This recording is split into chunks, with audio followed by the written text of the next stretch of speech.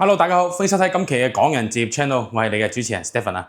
好啦，今期 Stephen 咧同大家去分析一下最近期中山市面上面而家第四代啦，同埋未來嘅第四代嘅一個情況。因為其實喺 WhatsApp 嗰度經常好多觀眾問我，佢話而家中山咁多第四代，未來有咁多，咁佢到底要點選擇啊？到底係我而家買啊，定係以後買啊？即還是係買邊個咧？今次因應呢個第四代嘅一個集合，咁我同大家去總結一下，同埋分析一下到底第四代要點睇待。我哋今期節目咧，話要3個問題去做呢個拆解嘅。第一個咧係現在售嘅第四代，即係而家賣緊嘅第四代，嗰如何選擇咧？咁呢個係第一個問題。而家賣緊嘅第四代，而家有邊個咧？龍湖香山眾啦，有呢個保利朗悅啦，然之後有呢個陰陽遇神啦，同埋有呢個啱啱新開嘅英聯喜匯啊，呢4個盤係賣緊喺度嘅。未來咧仲會有一個叫做綠城江山和明啊，都會上市面試嘅。咁呢個咧可能會耐少少啦，可能去到5月份到6月份咁上下嘅。而家咧佢係做緊一個叫凍資嘅概念，係啦。即係等於你個卡喺實體部或者係軟件嗰度落咗個凍結資金幾萬蚊嘅，好似5萬蚊嘅。咁就嗰5萬蚊亦都唔係你嗰個誠意金，亦都唔係訂金，佢亦都唔係到開發商帳上嘅，只不過係凍結咗筆資金喺呢個凍資簿嗰度。咁你如果到時唔買嘅話咧，佢自動返翻你張卡嗰度嘅。咁呢個。第二個係咩咧？未來2個月內會開售嘅2個全新第四代嘅預告。咁呢個預告其實本身係2個嘅，咁但係有一個咧，我哋拍片嘅其中呢段時間咧，其實佢係已經開咗盤㗎啦，就係呢個英聯喜匯啦。咁喺呢個選擇入邊，我都會同大家講埋英聯喜匯同埋而家新嘅第四代到底係點選擇啊。咁然之後咧第3個，其實呢個咧亦都係我自己自發性一個思考嘅問題，到底以後嘅以後新嘅第四代住宅嘅定位同埋發展，到底會往邊個方向咧？係會唔會好似而家新嘅第四代，好似而家嘅香山眾啊、陰陽遇神啊，跟住綠城啊、英聯啊，咁呢越嚟越靚啲戶型，又還是係佢會用第2個方式去呈現一啲新嘅產品咧？咁今期視頻咧就環繞住呢3個問題去同大家去拆解同埋分析下啦。好啦，咁我哋由第一個問題開始先，就係而家賣緊嘅樓盤係點選擇嘅？咁相信其實大家睇過都知道㗎啦。而家最新嘅賣緊嘅就係龍湖香山眾啦，同埋一個陰陽遇神。咁我先同大家睇睇龍湖香山眾嘅地理位置先。其實呢啲圖片咧，其實如果你去過實體部睇過咧，亦都其實都知道個區位喺邊度㗎啦。我同大家粗略咁講講啦。而家香山眾呢個位置其實呢個區域咧就係石岐區中心嘅位置嚟嘅。咁佢所在嘅周邊有啲咩配套咧？其實比較多㗎啦。佢對面嘅一個中山市嘅岐江實驗小學啦，一個中山市嘅石岐中學啦，中山市第一小學啦，即係呢3間嘅名校。係派位嘅，即係等於你買呢個樓盤，你讀書就可以讀呢2個學校。呢一個石岐一小咧唔一定分得到，咁但係呢個石岐實驗小學咧同埋呢個石岐中學咧，基本上係冇問題嘅啊。咁呢個項目咧其實就係叫做一個好重要嘅一個學位，本地嘅學位盤。其實包括咗呢度仲有間，呢度有個實驗小學。其實佢學校周邊好多嘅。除咗呢個之後，仲有啲咩？嗱，呢度叫康華路。呢度康華路咧，其實就係舊城區、老城區嘅一個主幹道啦。康華路劃分南邊嘅呢度就係舊嘅石岐區，即係假日廣場啦、萬象匯啦呢啲位置咧，呢啲就係舊嘅石岐區啦。喺香山眾去呢個萬象匯一條直路嘅啫，大概嘅時間都係10分鐘左右就可以到噶啦。然之後往北康華路往北咧呢個康華路往北咧呢一個區域咧。呢個區域咧就係叫做岐江新城嘅石岐板塊，亦都係中山市而家最多第四代樓盤紮堆嘅地方就係呢度啦。所以其實而家佢最大嘅賣點，第一個就係呢幾間學校啦，同埋佢呢條地鐵啦。呢條地鐵線咧，佢會有2個站點喺呢度嘅，一個咧就叫做石岐站。就係康華路出邊嗰個站啦，另外一個咧叫岐江新城站。岐江新城站大家見到其實係就喺陰陽遇神前面望都望到㗎啦。最近地鐵口嘅樓盤應該就係陰陽遇神。喺香山眾行過去咧，都係過對面馬路行一段路嘅啫。亦都唔會話太遠。所以其實香山眾同埋呢個陰陽遇神咧，都係可以叫雙地鐵口嘅一個物業嚟嘅。呢個就係區域嘅一個劃分啦。佢周邊咧，而家新區嗰度咧，就稍為比較少配套嘅，因為佢全部都係樓盤，有1、2個寫字樓嘅總部。咁到而家其實人口咧仲唔係好多嘅啫，即係等於佢係仲未好多樓盤未入住嘅。咁啊舊樓盤有支撐，咁就係舊區同新區交界呢個位置，喺呢個恒基興和廣場呢個恒基百貨呢個位置，同埋呢個大沙南路嘅另一邊，嗰度係舊石岐嘅一個商業氛圍比較濃厚嘅條街道啊。咁佢條街入邊咧就好多啲飲食店啊、啲餐廳啊、小型嘅餐廳啊、茶餐廳啊，都基本上開晒㗎。咁喺香山頌呢度行過去步行咧，都係10分鐘以內嘅事情都可以搞掂㗎啦。包括香山頌樓下，佢隔離有個商鋪開咗間蘭芳園嘅，咁係茶餐廳啦。咁飲食係可以解決到，但係就唔算好多。咁你始終要去嘅話咧，都係要去到呢個萬象匯假日廣場呢啲地方嘅。咁如果我唔去呢啲地方，咁未來咧，好似而家最旺嘅嗰個富逸城 Top Park，咁我點去咧？就要經呢個世紀大道轉入呢個長江路其實呢條世紀大道已經通咗㗎啦。咁其實呢一條長江路連住呢個世紀大道、大沙南路呢度已經係通咗車㗎啦。即係我哋喺呢度項目出去就可以出長江路，一落去就係 Coco City 同埋富逸城呢個位置㗎啦。咁其實係個距離都比較快。同去萬象匯嘅時間差唔多，可能仲會快少少添。咁所以其實商場嘅話咧，就呢幾個商場比較重要啦。咁其實你話呢個盤最大嘅意義係咩咧？我個人認為呢個係個人意見。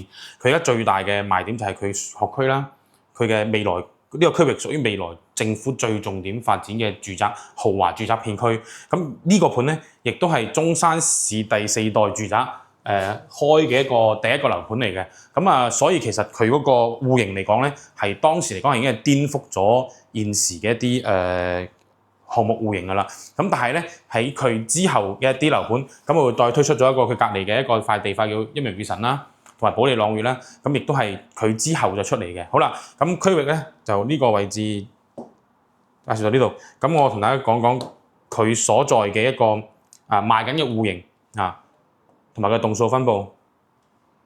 唔知睇唔睇得清楚？大家有啲慢慢蒙啊。咁佢總共咧就係1、2、3、4，縮翻細佢先。1、2、3、4、5、6、7、8、9、10、11、12。12棟樓，但係佢標咗個14號嘅，因為佢有個1號樓同埋有個13號樓係冇標出嚟嘅，因為佢嗰係公建配套同埋電房啲位置嚟嘅。咁而家佢總共賣緊嘅樓咧，就總共係12座樓總嘅佔地咧係60幾畝地嘅，總戶數係480幾戶。咁而家基本上呢個10棟、12棟同埋14棟嘅高層呢一部分全部賣晒㗎啦，基本係冇貨㗎啦。因為呢前面呢棟樓咧係10幾層高嘅，16、17層高嘅，呢度係32層高、31層高嘅，所以呢度啲樓咧佢超過咗20樓以後咧，佢可以望通成個石岐區同埋東區嘅一個景觀，所以呢個景觀靚嘅單位咧就俾人揀晒㗎啦。上面呢一紮已經冇晒㗎啦。咁然之後咧，呢度117方嘅，呢個係10棟、12棟、14棟係117方嘅，呢啲4、6、8、2、3、15呢啲咧就139方嘅。咁然之後5、7、9中間呢3棟咧，就係169方嘅。咁佢呢個樓盤咧就只有3種戶型去買嘅啫。咁而家佢所賣嘅一啲套數嘅話咧，基本上咧集堆喺邊度咧？呢個8棟嘅中低層，高層已經冇㗎啦。6棟有少少部分係低層嘅。咁5棟同埋7棟，5棟會偏多。5棟會偏多。咁9棟咧亦都偏多。7棟低樓層、9棟低樓層都少㗎啦。呢邊咧高樓層就冇啦，剩翻2、3、4樓，跟住3棟、4棟係望住呢個鳳鳴湖公園嘅，就基本上咧都冇乜貨㗎啦，因為佢個景觀比較開揚、比較闊，所以佢係比較快賣晒嘅，同埋佢呢度售價會特別貴嘅。好啦，咁棟數分佈講完啦，同埋戶型講完啦，我哋而家係講佢個售價售價呢度賣幾錢咧？10棟、12棟同埋14棟咧，佢嘅售價而家係去到基本都會去到19000到2萬左右㗎啦，基本19000到2萬左右㗎啦。咁樓上佢呢啲高層呢啲賣晒，你就唔使諗啦，因為當時基本上係2萬到2萬1到咁嘅成交價嘅。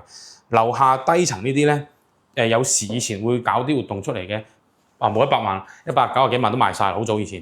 佢而家前嗰排做嘅活動係去到210幾萬12棟中間嘅位置中低層200零幾萬210萬左右都係呢個價㗎啦，即係啲6、7、8樓啊、10樓啊、12、13、13、14啊之類呢啲樓層啦。因為佢20樓以上已經冇㗎啦嘛，係咪？咁啊10棟、14棟早就已經賣晒㗎啦，冇乜貨㗎啦。咁啊剩翻10棟都係有少少低層，咁啊14棟就基本清晒咁滯㗎啦。呢個3棟、4棟都清晒㗎啦。咁然之後5棟呢度基本都冇乜貨，剩翻啲低層嘅啫。咁啊成個樓盤其實去貨量嘅話咧，接近已經係賣咗有成80%㗎啦，差唔多，剩翻好少嘅套數，尤其是係139方呢兩排。總共個套數剩翻唔夠10套。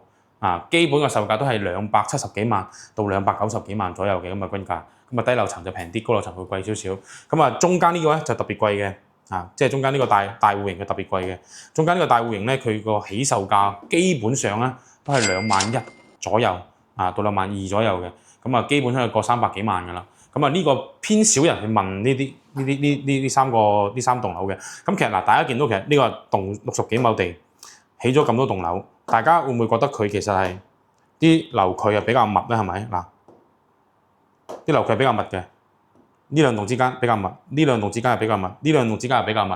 其實佢嘅棟數分佈係有少少缺陷嘅。但係咧，你如果係買高層呢個咧就冇所謂，同埋買前面嗰個就冇所謂。咁啊睇你對景觀在唔在乎。咁如果你對景觀好在乎嘅話咧，咁其實呢個咧係佢缺點嚟嘅。因為以前嘅第4代啱啱規劃嘅時候咧，佢哋都冇乜太大嘅一個叫做咩咧？叫做經驗啊，所以佢只能夠按之前喺其他城市去定義咩叫第4代，搬過嚟中山呢度改少少。咁啊大家都知道呢個盤係全部兩梯兩戶，即係專梯專戶啊嘛。咁呢個戶型我哋陣間再講啦。咁呢個樓盤其實落邊個花園咧係唔算好大嘅啫，唔算好大。佢就係落邊喺呢個正門口呢度入去，落邊呢度有一個下沉式嘅會所。咁基本上成個小區人都擠喺呢個會所度去游水或者係健身㗎啦。咁未來嘅話，我預判嘅話，呢個會所會比較多人嘅。點解咧？因為買呢個樓盤大多數都係為咗學位，咁即係等於有小朋友啦。咁有小朋友嘅情況下，即係等於佢呢個游泳池會經常好多小朋友喺度浸喺度玩水。咁你到底游水嘅時候會唔會同佢撞時間咧？一還是你覺得會唔會逼劫啦？咁所以你如果係退休生活翻嚟或者度假嘅，咁你就可能要避開小朋友去游水嘅時間啦。你可能要揀周1到周5嘅上午或者下午去游啦，因為你放工放學時間咧，你食完飯翻嚟之後嗰段時間咧，呢度一定好多小朋友喺度游水嘅，同埋星期六日都會好多，因為呢一個盤基本上係為咗學位去買嘅，包括我家姐都係，我家姐係買咗14棟嘅呢個位置單邊位8樓，咁佢都係2個小朋友，咁所以其實佢都係為咗小朋友嘅學位。先至會買呢個樓盤嘅。咁呢度出邊呢度就大沙南路啦。隔離呢個咧就佢另外一塊地未拍賣嘅。咁然之後呢度係嗰個再隔離咧就係有一個叫做天明東華閣。咁呢個東華閣咧佢樓下就頭先我講嘅有個嗰個叫做南方園嘅茶餐廳啦。咁行路落去咧都有嘢食嘅。咁再遠啲行過去舊石岐嗰邊咧都有嘢食嘅。咁呢條就係我講嘅世紀大道啦。呢個叫大沙南路接世紀大道。過長江路就係可以去 Top Park 噶啦，已經通咗嗰條路。大概我記得冇記錯，應該都係10分鐘以內就可以去到 Top Park 同埋嗰個Coco City 噶啦，係啦。咁地鐵就喺大概係上面呢個位置啦。佢一圖唔係好夠位置去睇。好啦，咁呢個嘅基本佢嘅情況就係咁嘅。然之後我哋分析下佢個戶型啦。呢一個咧就係佢未來成棟樓嘅嗰個效果圖嚟嘅，即係由大堂望上去，基本上都係啲玻璃面嚟嘅。咁佢而家其實已經有幾棟樓個外觀已經係做咗成6-7成㗎啦。咁而家見到其實都個效果都好靚，都係一啲金色嘅邊，然之後有好多玻璃，咁望落去咧都係好高檔嘅。咁然之後呢個咧就係佢而家嘅嗰個售樓中心啦，未來個會所嘅嗰個位置。咁我哋分析下佢個戶型先。呢個佢而家賣緊個戶型咧就117方嘅。咁呢隻咧其實喺以前嘅戶型嚟講，佢已經係算創新㗎啦。佢喺電梯間出嚟，呢度有個自己獨立嘅一個空間。放大少少。呢個獨立空間。呢個位置咧，佢總嘅面積咧大概就係11個平方到12個平方左右啦。呢個位置係全贈送嘅，係唔計面積嘅。咁呢個電梯出嚟，呢個就私人嘅啦。呢邊係個後樓梯落去走火通道呢度。咁然之後再入屋企啦。咁旁邊有排櫃，有個餐廳、客廳對望，出邊就係陽台咁樣。呢種戶型其實喺以前嚟講咧，都其實係有喺度噶啦，只不過咧佢係放大咗。其實而家所講嘅第四代咧，我理解嘅話咧，就喺以前舊嘅一啲戶型上面做改動，然之後增加送嘅面積，佢就做出嚟叫第四代。同埋佢咧會做個錯層嘅陽台。嗱，好似而家我哋嘅陽台見到呢個梯形嘅位置喺左手邊，係咪？咁如果我哋去到另外一個層數嘅話，嗱，佢就會放咗喺右邊呢度嘅，咁就係佢一個單數層同雙數層嘅區別啦。咁呢間房係間客房啦，單獨嘅客房啦，係一個單獨客房啦。然之後呢個廳其實點解第四代會送咁多咧？因為呢個廳其實當時咧我睇咗個佈建圖紙，好多樓盤都係嘅。佈建圖紙嘅時候咧，呢間房同埋呢個廳，佢係咁樣佈建，係咁樣畫出嚟呢度，係都係叫露台嘅。呢個露台同呢度係接埋一齊，都係叫陽台佈建嘅。所以其實如果按道理嚟講，呢個陽台係全贈送嘅。按佈建嘅嗰個圖紙嚟睇啊，咁所以佢先至可以贈送到咁多面積去俾我哋去享用到嘅。咁但係我按呢個戶型嚟睇嘅話，其實我覺得係佢喺舊基礎上面去升級贈送面積，所以我覺得佢喺第四代嚟講，佢係叫做喺度試水嘅第四代，但係其實意想不到嘅一個叫做接受度好高啦，因為其實唔係個個都係做房地產噶嘛。咁我哋做房地產，我哋經常睇得多啊，對信息啊，對其他樓盤啊，對國外嘅戶型啊，對其他省份嘅戶型，我哋都有研究嘅。咁但係對我嚟講，其實呢個戶型其實唔算好完美啊。咁好啦，咁呢個就係南北對流啦，飯廳、餐廳、陽台咁樣嘅。咁呢個係廚房，呢個廚房其實係一個 L 型嘅廚房。然之後咧，佢呢度咧，佢又有一對推拉門嘅，呢度有個推拉門。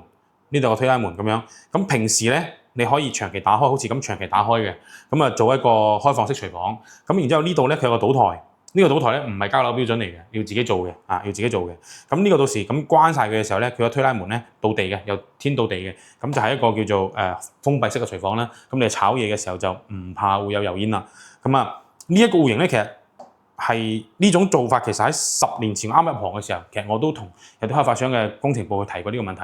其實咁樣做嘅咧，其實係好好用嘅。咁但係礙於以前佢增加成本，因為玻璃面大同埋鋁合金多嘅話咧，其實個做工、裝修同埋個品質咧，其實會貴啲嘅。所以開發商係冇採納呢個意見。咁但係咧，因為而家國家要做好房子，要做靚嘅戶型，所以佢就不得不將佢呢啲去放出嚟啦。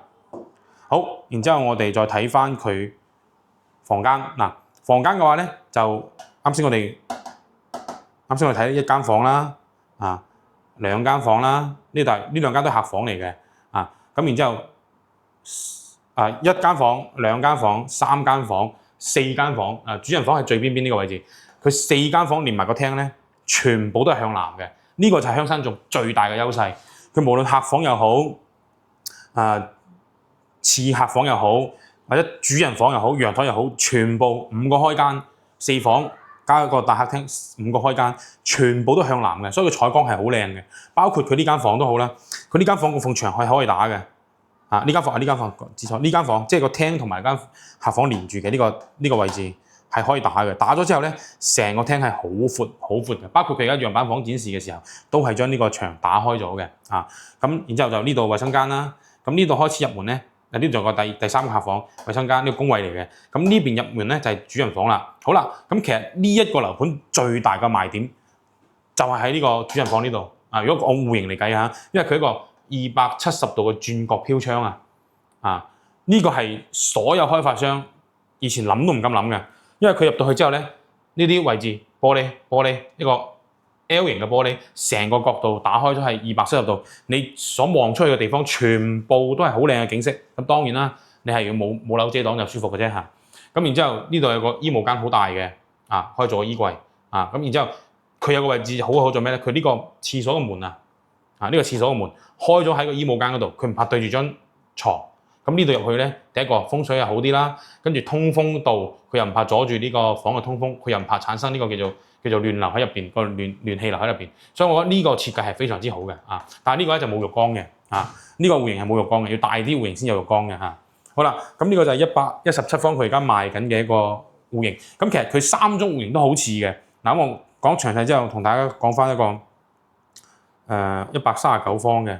呢個139方嘅戶型，但係咧大家睇下，其實佢成個格局同117方係一模一樣嘅。只係邊度差咗咧？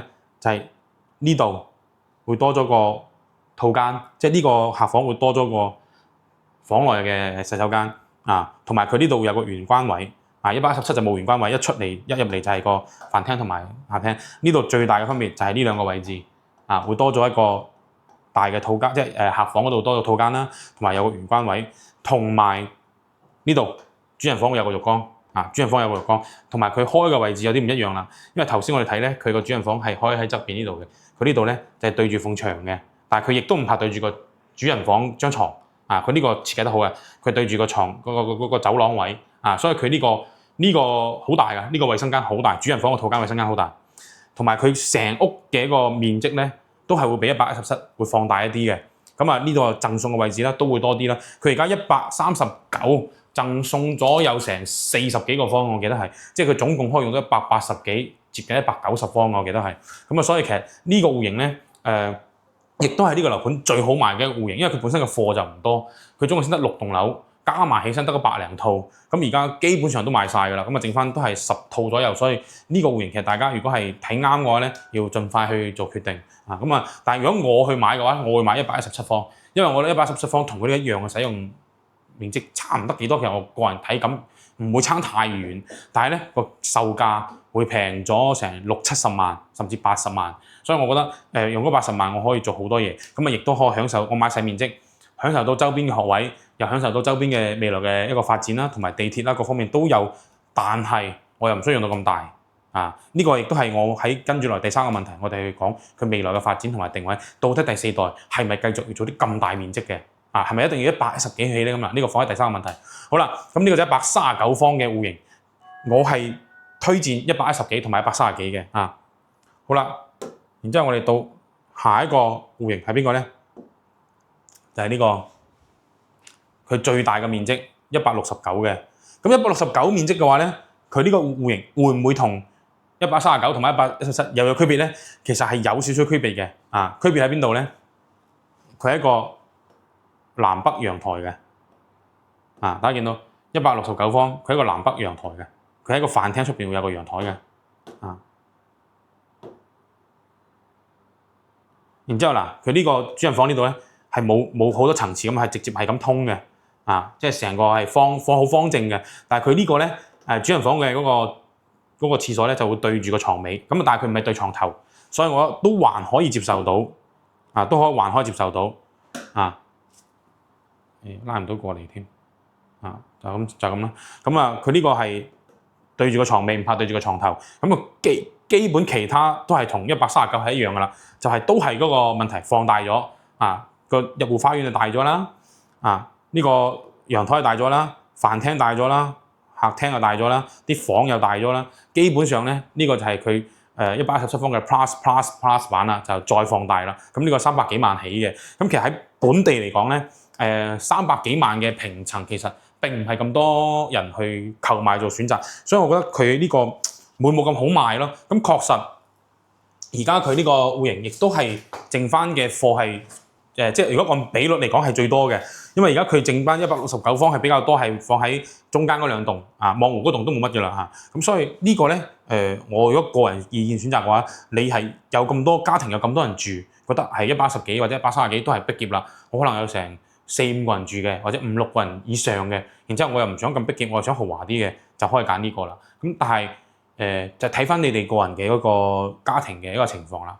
咁呢個樓盤咧就總共係3種戶型，就117、139同埋169啦。咁然之後咧呢度係佢一個虛擬嘅 VR 圖嚟嘅有啲門咧放大咗。OK 呢個好香山仲喺呢度，陰陽與神就喺呢度啦咁然之後咧呢度就係個學校，咁未來咧我等陣會同大家講佢未來喺前面仲有塊地，大概喺呢個位置，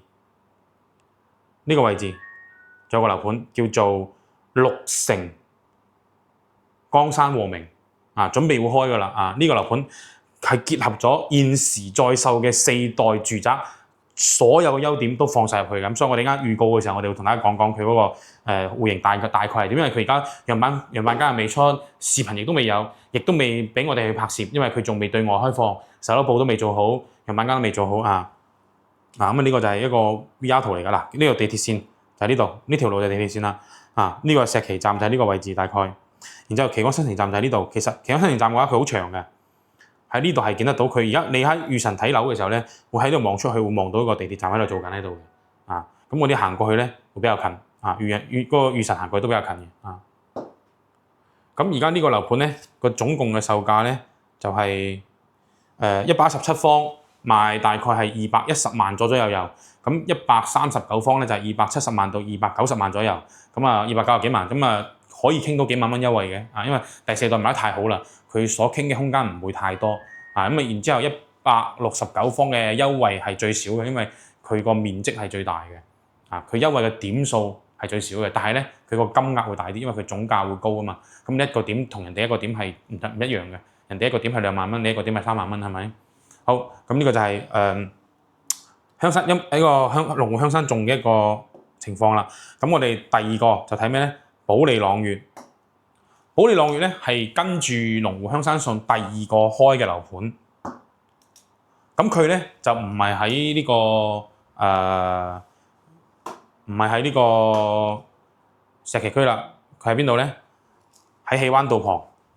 呢條喜灣道咧就係貫穿咗中山城區嘅東同埋西。佢呢條路咧同邊條路平衡咧？同中山路同埋呢個博愛路係平衡嘅，成為中山市東南東西橫穿嘅第三條最重要主幹道。第一條博愛路大家都知啦，第二條就係嗰個中山路啦。呢兩條係最主要嘅一個東西貫穿嘅一個主幹道。咁喜灣道咧就係第三條啦，佢就喺中山路嘅北邊。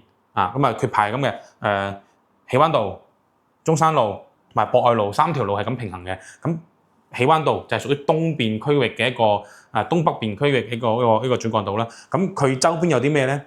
首先呢一個佢都係學區嚟嘅，有個水雲軒小學，有個石岐中心小學。咁呢個樓盤咧入讀嘅就係呢個水雲軒小學嘅。咁呢個亦都係周邊一個名校嚟嘅。咁所以其實佢都係一個學區，同埋佢一啲好舊嘅即係以前我哋叫舊嘅核心區域東區嘅一個位置啦。咁喜灣道上面有啲咩咧？嗰邊會有個沙江墟，大家知道啦。嗰邊有個沙江墟，呢個過去。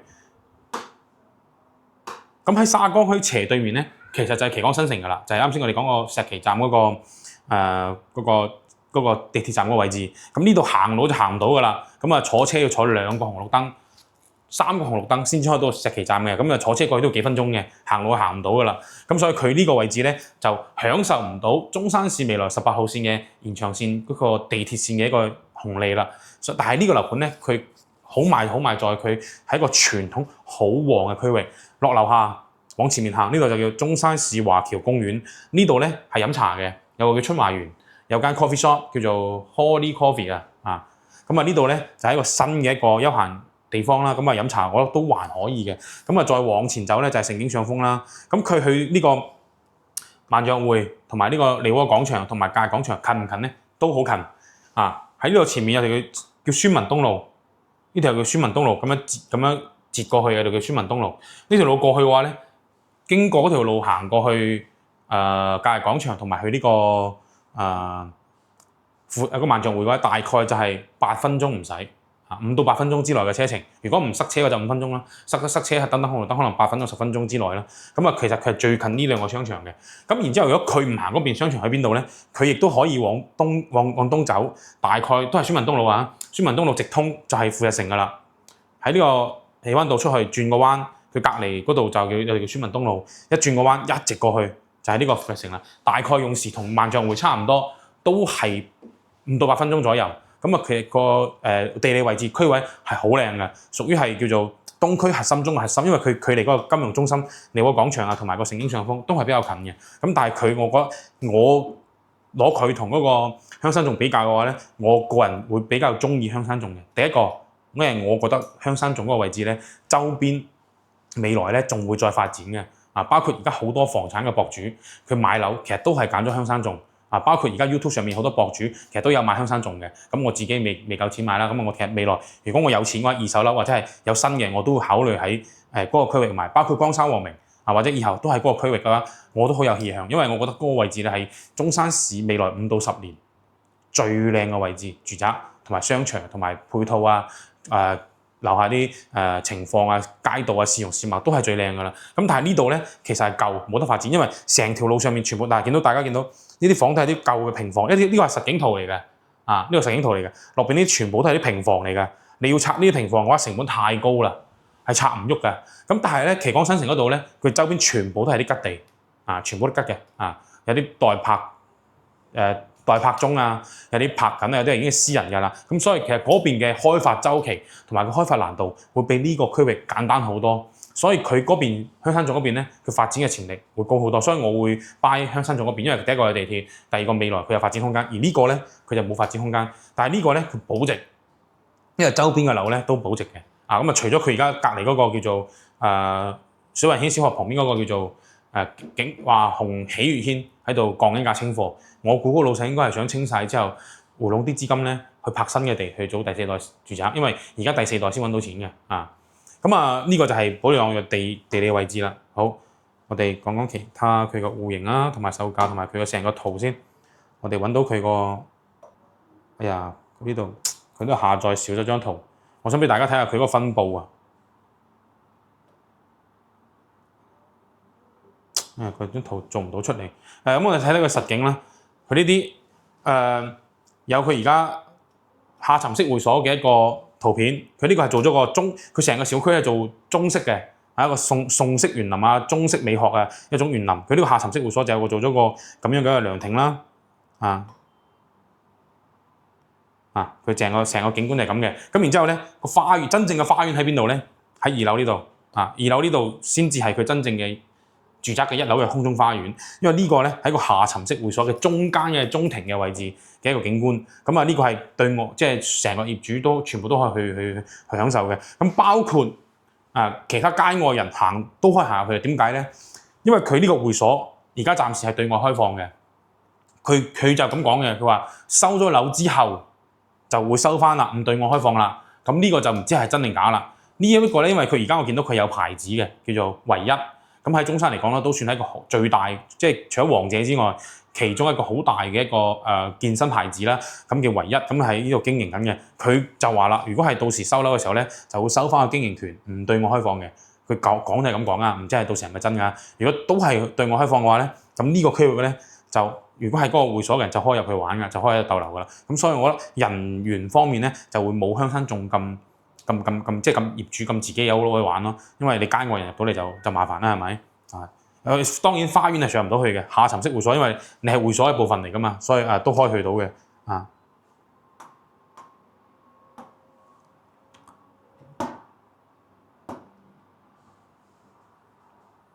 好啦，然之後我哋睇睇佢個戶型。咁佢呢個戶型咧，其實同呢個香山種係好相似嘅，但係咧香山種咧佢係全部房都南向嘅，而保利朗悅咧其中有一間房係北向嘅。佢嘅面積同香山種好似係119方，香山種係117方。我哋放大睇個戶型先。好，咁然之後呢個戶型咧，佢同香山種好相似嘅，但係咧佢就係除咗呢個房會向北，而香山種咧係成排過去嘅。呢間119方咧，佢仲有個問題就係咩咧？佢呢個陽台係方正一啲嘅。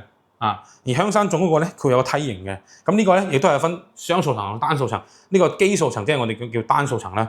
佢個陽台挑高位咧喺呢個位置，即係6米高嘅位置，就喺連住個主陽台呢度有個6米高嘅挑高位置嘅。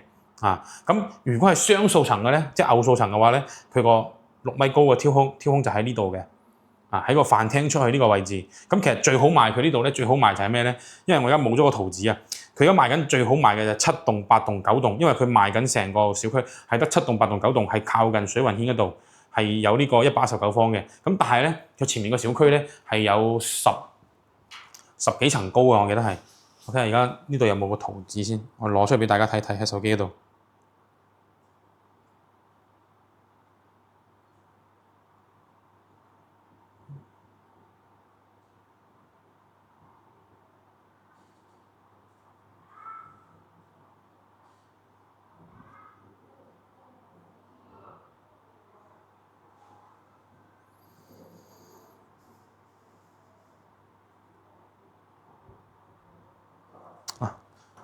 呢度就有啦，大家見到嘛？如果佢嗰個7、8、9就係呢3棟嗱，7、8、9就係呢3棟樓。咁呢3棟樓望出去咧，佢前面咧就係有一個叫做水雲軒嘅舊小區，咁佢就都有12、13層高嘅。咁如果你係想買超過15樓、16樓以上咧，就可以望到好遠嘅嗰個中山市嘅東區景啦，同埋五桂山景嘅。咁但係咧7、8、9棟嘅高樓層咧，又係已經全部賣晒㗎啦，又係冇㗎啦。咁所以其實成個小區呢個戶型嘅話，剩低嘅都係啲中低樓層，冇乜戶型，冇乜選擇㗎。咁所以其實都去化咗80%、90%㗎啦，又係冇乜點揀㗎啦。咁呢個就如果咁樣去睇嘅話咧，其實我會比較中意香山頌多少少，因為香山頌嘅優點會多啲。因為但係除非你覺得景觀冇所謂嘅，我雙數層我中意佢個設計，佢個設計的確會舒服啲嘅。因為佢呢個飯廳行出去咧，有個6米挑高嘅空間咧，咁你食完飯行出去呢度，同啲朋友親戚喺度打下牙鉸，煲下煙，因為有啲人會食煙㗎嘛，唔想喺屋入邊咁樣出去呢度咧會舒服啲嘅。咁又或者你係中意朝早食早餐，會中意吸收新鮮空氣嘅，有可能喺出邊呢個空中露台呢度去食早餐，或者係燒烤，燒烤就唔好啦，應該煙到其他人啊。咁呢個就我覺得呢個陽台嘅用處咧，會比呢邊好用啲會比呢邊好用啲，因為佢近廚房咁其他房嘅嗰個設計嘅話咧，呢個咧亦都係唔怕對主人房嘅，即係佢個呢個廁所呢度，呢個係主人房嚟嘅，呢個係呢個係主人房嚟嘅，呢個主人房。咁但係呢個主人房咧，個衣櫃位就好細啦。呢個119方咧，佢呢個轉角位咧就唔係呢個270度嘅開角窗嚟嘅，佢呢個咧就係單一個窗嘅啫。然之後呢邊係床頭，呢邊呢個衣櫃係有啲細嘅，呢個衣櫃有啲細嘅。呢個就係唔夠香山頌嘅戶型咁好啦。如果119方嘅話，因為佢嘅衣櫃位會細呢個冇咗個270度嘅 L 型嘅大玻璃窗咁其他嘅格局咧都好相似其他格局都好相似。所以如果揀110幾方嘅，我會首推呢個香山頌，龍湖香山頌咁然之後119咁然之後佢呢個咧都俾一啲實景圖俾大家睇佢呢個就係實景圖嘅，即係頭先我講佢呢度有個飯廳出去，呢度有個陽台，呢度係要2樓先有嘅，2、3、4、2、4、6、8、10，即係雙數層先會有嘅。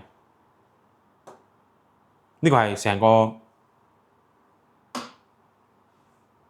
客廳嘅嗰個展示，呢邊係客廳，呢邊係餐廳，呢個廚房，呢個走廊咁樣。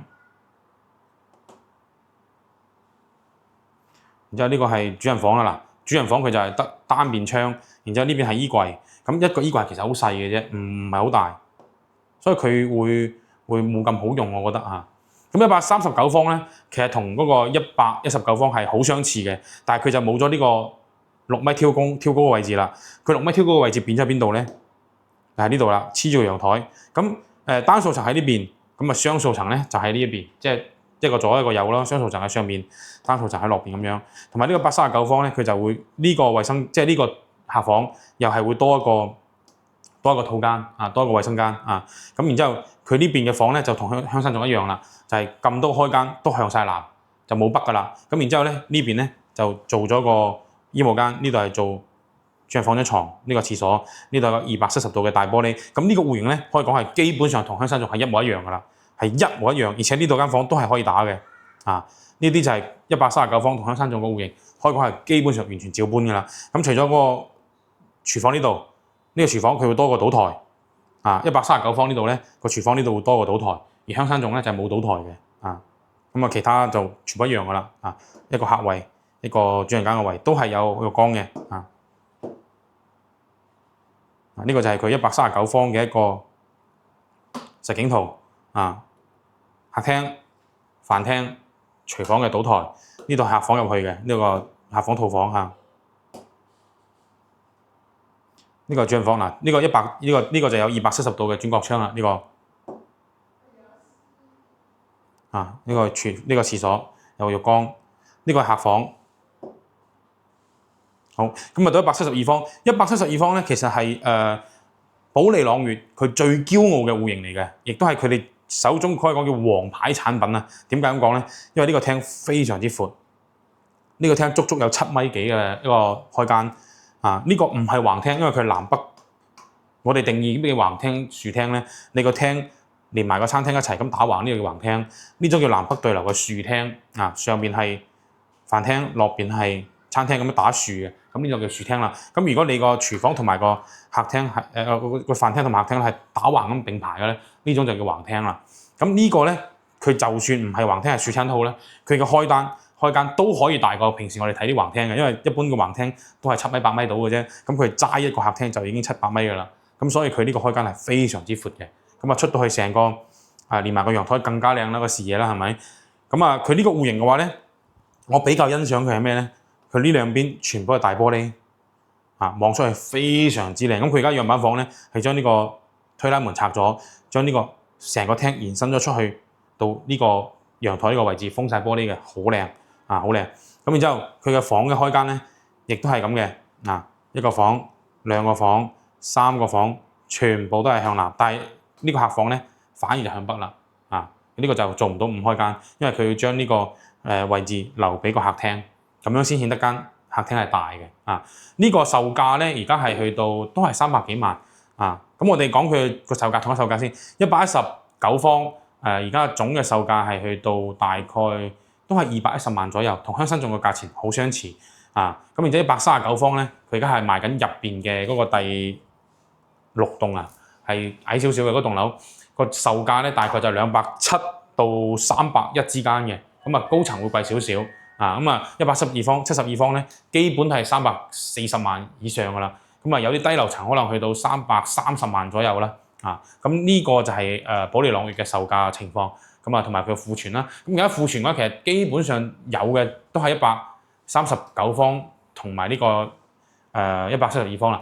119方會相對嚟講會少啲，因為佢剩低嘅全部係低層。低層嘅話其實就望住對面個舊小區，其實係有啲肉酸嘅，因為嗰個舊小區同呢個789棟咧係離得好近嘅。佢唔係話有條大馬路。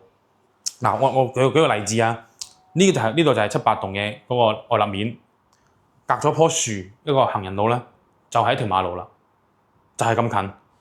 佢同對面個小區對望即係低樓層同對面嗰個舊嘅水雲軒對望，可能都冇40米都冇，可能應該係30米左右，多少少應該係30米到啦，應該係。咁所以其實個樓距咧係非常之窄噶啦，因為佢落邊嗰條路咧係2車道嘅啫。一來一回咁樣，一條路嘅闊度正常嚟講咧就係5米嘅，正常一條路嘅闊度係5米左右嘅。咁你10米兩條路加埋10米，行人道大概係5米4、5米左右。咁你兩邊加埋都20零米。咁我外立面佢落邊就有個少少嘅嗰個入戶大堂嘅位置，大概係幾米啦。咁即係兩邊加埋起身，全部都得20零米。我所以覺得30米左右嘅啫。咁所以其實7棟、8棟、9棟而家可以選擇到嘅視野望過去，都係唔靚嘅。咁所以呢個樓盤而家去化已經都係80%幾嘅啦，剩低嘅貨都係啲比較大嘅139同埋130幾會多啲。OK， 咁呢個就係保利嘅情況。咁如果按我個人嘅選擇嘅話咧，我會選擇香山頌。第一個地區，第二個佢起碼唔會望住110幾方，起碼唔會望住啲舊樓。起碼係新樓先。咁第三個咧就係售價。香山頌個位置嘅售價會比朗悅平1000蚊左右。同埋嗰個區位靚，我覺得可能係個人感覺啦。呢個個人感覺。好，咁然之後到第3個樓盤叫陰陽與神啦。陰陽與神大家都知道係近期中山市市面上最 hit 最火爆嘅樓盤啦。咁我哋先睇睇佢，亦都係圖片係最多都係啲樓盤，因為佢呢個樓盤啱啱開，所以最多資訊係佢。好，咁我哋先睇睇佢個分佈先。因為區位就唔講啦，因為佢就係喺正香山頌隔離嘅。咁佢成個小區咧就係起7棟樓，1、2、3、4、5、6、7棟樓，一個鑽石型嘅佈局。咁然之後咧，佢呢邊過去咧，呢一塊地咧就係香山頌啦。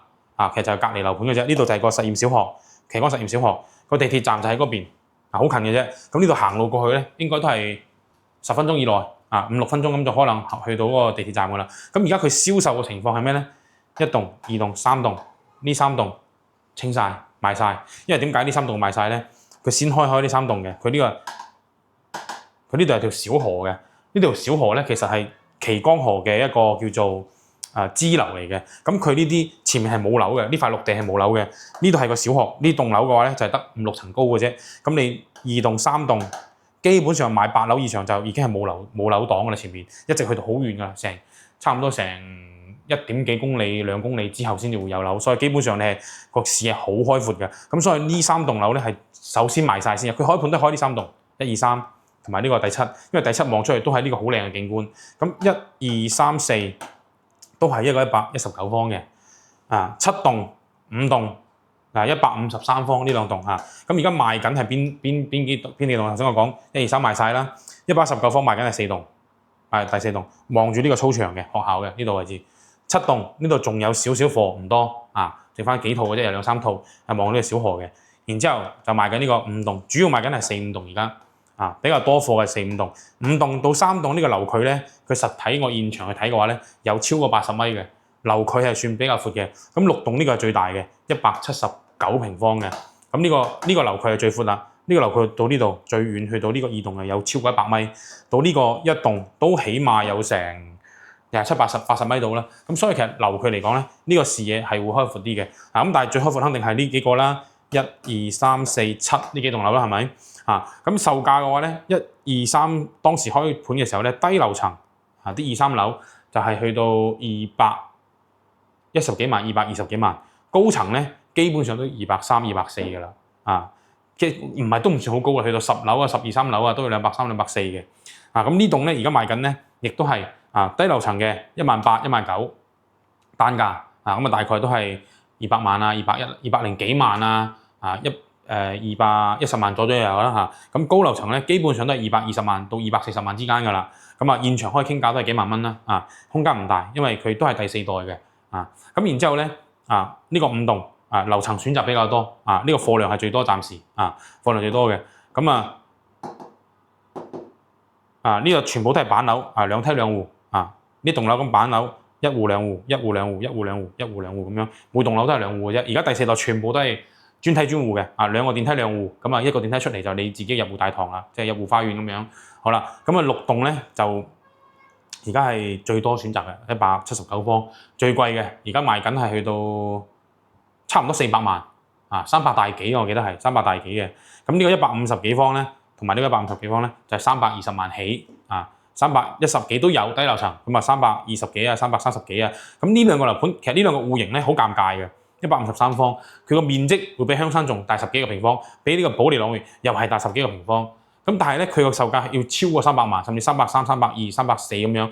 咁但係如果係買139方嘅香山仲同埋呢個保利朗園，係唔需要超300嘅270幾、280、290咁買得到啦，即係都會貴成幾十萬。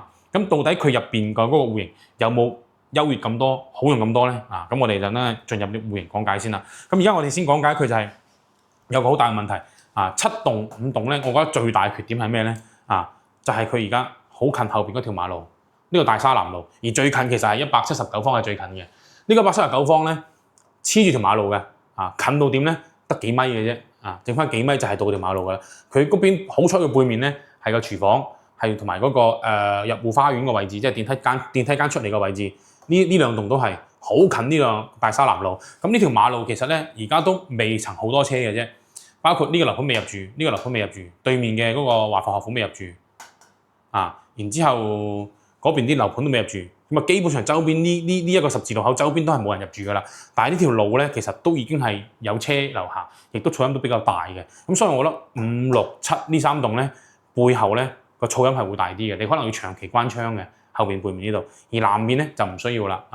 咁然之後咧7棟呢個咧呢個位置望河呢度咧，佢亦都呢個出嚟個主人房呢個位置咧，都係好近呢個馬路嘅，係非常之嘈嘅。咁如果153方咧，我個人認為咧，你如果係唔介意嘈嘅話咧，就揀呢度；如果你介意嘈嘅話，你要揀呢個，因為佢東南位呢個花園嘅位置係好靚嘅景觀呢個景觀花園位置好靚。然之後咧，佢係東南位，呢邊望出去咧都仲有太陽可以入到嚟，因為咁闊出嚟。佢都望多少少河景嘅，喺主人房嗰度打側望過去都望多少少河景嘅，咁但係都會俾前面擋住，咁但係有成70、80米樓距，我覺得夠㗎啦，已經係咁然之後咧，而家賣緊嘅4棟119方，咁佢有個問題就係咩咧？就係靠呢條馬路，隔離呢條富康北路。咁富康北路咧，佢到呢個位置啲學校呢個位置啊，上面呢度咧佢就係得2條車道嘅啫，因為佢呢度係有個隧道口啊，個隧道口喺前面好前嘅位置，一直咁落嚟呢度嘅。咁個隧道口咧到呢度，即係學校呢度，學校呢度先出嚟嘅。咁所以上面呢啲車咧行嘅速度咧就會比較慢。點解咧？因為呢度係十字路口，十字路口嘅話咧，你過去嘅話咧需要減速。需要減速，所以咧呢條路上面嘅車咧，相對嚟講都唔會太嘈啊，同埋呢條路咧暫時就唔會好似呢個大沙南路咁多車啊，咁所以我覺得呢個4棟嘅話咧，而家暫時嚟講景觀 OK 嘅話咧，就揀東南位啊，但係東南位咧就會俾3棟呢度擋一擋咯，但係影響唔會太大。呢度視野最開闊嘅，但係呢個係西南位啊，西南位嘅話呢邊會有少少西曬鹹，同埋呢個靠馬路啲。東南位呢個最好嘅啦，暫時而家賣緊東南位係最好嘅。咁啊，售價大概都係220萬啊，低樓層210啦嚇，高樓層就220、230啦嚇。咁啊，大概而家佢個小區就係咁嘅情況咯。咁然之後大門口喺邊度咧？成個小區大門口喺呢度啊，大門口喺呢度啊，呢度入去，跟住有個下沉式會所喺呢個位置啊，喺呢個位置。咁空中花園啊，成個空中花園通㗎啦。咁而家呢個咧就係暫時第4代入邊啊。望出去嘅景觀係最開闊、最開揚嘅，就係呢個陰陽雨神。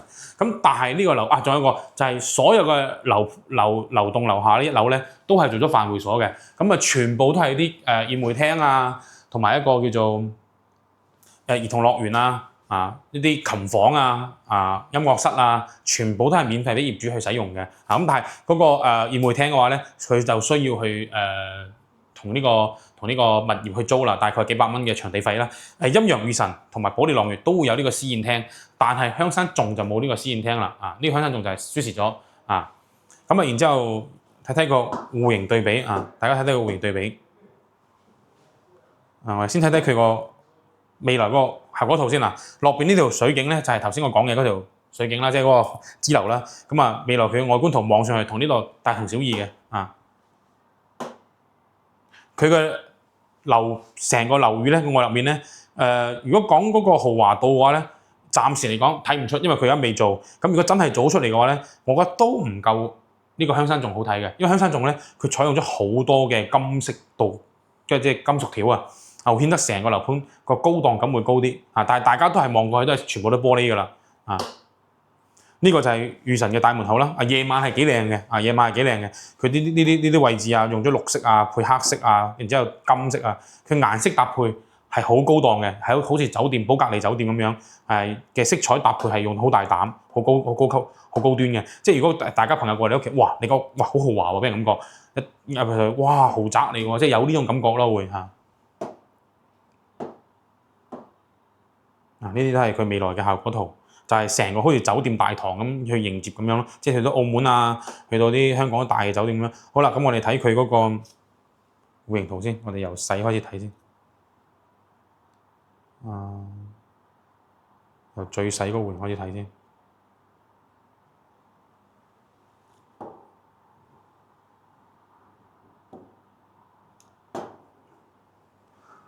呢個戶型咧就係而家佢係可以講係叫做顛覆咗之前2個樓盤嘅一個戶型啊。點解咧？因為佢呢個開發商係四川嘅，佢四川嘅話咧，佢其實空氣指數係都好好嘅。咁所以佢做咧就係陽台呢度，因為個客廳出邊係冇陽台嘅。佢啲陽台放咗喺邊度咧？放咗喺主人房呢度，放咗主人房呢度。咁佢主人房嘅話咧，單數層。單數層就係呢個位置，雙數層喺呢個位置，呢個係主人房嚟嘅，呢個係佢主人房嚟嘅，你睇唔睇到咧？呢個係主人房嚟嘅，呢個門口嗱，電梯喺呢度，電梯呢個位置，一出嚟嘅話咧，佢有一個好大嘅一個前廳，呢個叫做多功能空中庭院，總共係佔咗係27個平方嘅，呢個係全贈送嘅，呢個全贈送嘅。咁如果係雙數層嘅話咧，佢就係咁樣到呢個位置嘅。單數層係打豎，雙數層係打橫，佢呢個係錯開嘅嗰個設計。然之後入到嚟呢度咧就係飯廳啦，到廚房啦係連埋一齊啦。但係佢最大嘅區別就係呢度出邊呢個5.8米嘅大橫廳。都唔算難睇，呢度佢都係個廚廳，但係佢開間可以去到5.8米，但係佢只不過係去到119方啫，因為佢贈送得比較多，佢總共實用係可以去到172方嘅。佢嘅實用率係去到恐怖嘅145%，暫時贈送面積最多嘅就喺呢個樓盤啊。咁佢成個廳咧個面積咧係總共佔咗45個平方嘅佢亦都報建嘅時候送咗好多一個大嘅落地玻璃，落地玻璃，所以望出去個景觀係非常之靚嘅。咁等等我哋要播個視頻俾大家睇咧，就可以睇睇佢有個實體嘅嗰個樣板房嘅一個視頻。咁佢呢個戶型咧亦都係側邊呢度有個套房啦。佢呢個唔係套房，119方唔係套房，佢呢個客位嚟嘅喺個主人房喺個客廳出邊有個公共衛生間、客人衛生間，然之後呢度係個客房嚟嘅即係等於佢客位同埋個客房係連埋一齊嘅咁如果客人去廁所咧會方便啲呢間房客人會方便啲咁然之後咧，其他兩間客房咧就係分佈喺南北個飯廳同客廳隔離嘅南北兩邊，一個向南，一個向北咁然之後咧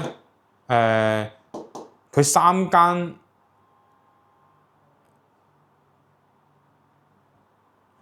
間客房咧，1、2、3呢三間客房嘅面積咧係基本上係面積好相似嘅，大概都係11、2個平方、12、3個平方左右。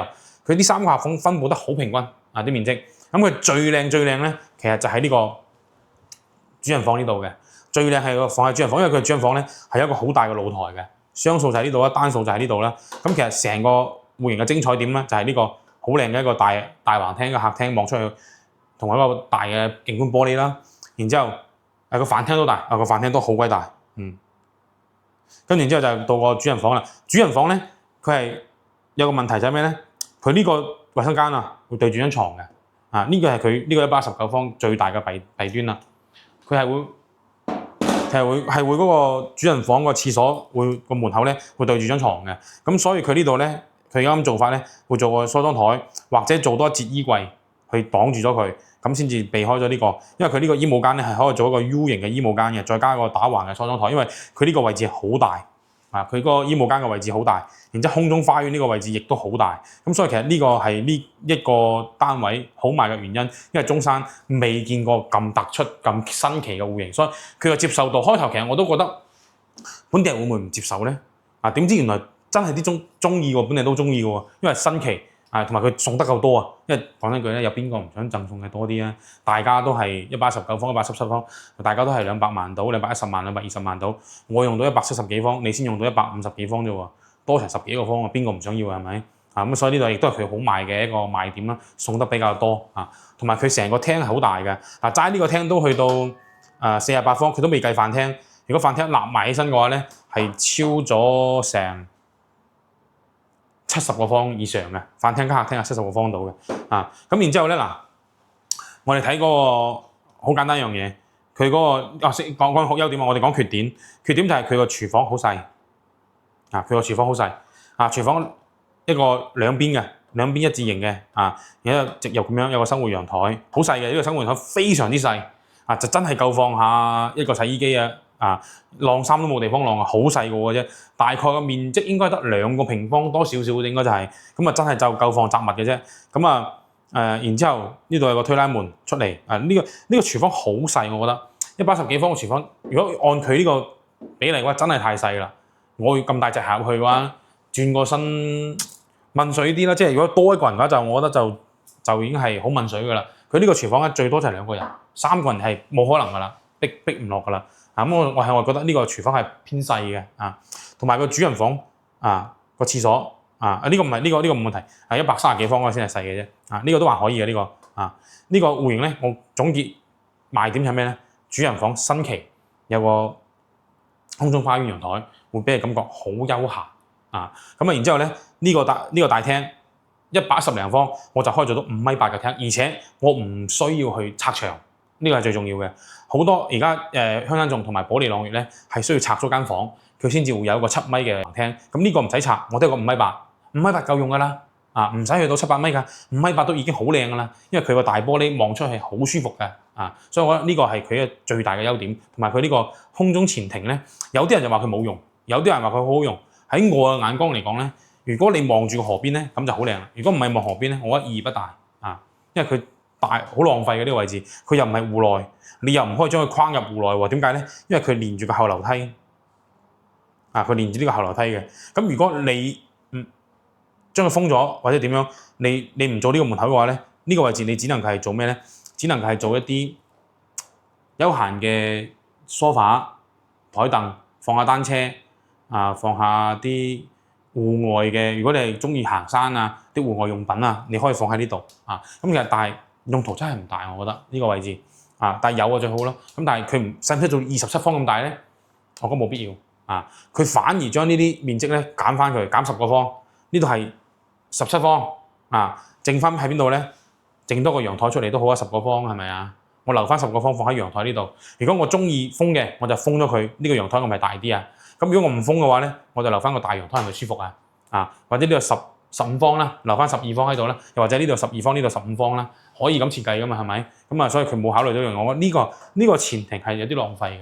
如果係俾我設計嘅話咧，呢個有，但係十零方就夠噶啦，10幾方就夠啦。將10幾方另外贈送嘅位置咧，放翻喺陽台呢度咁咪就好好用啦。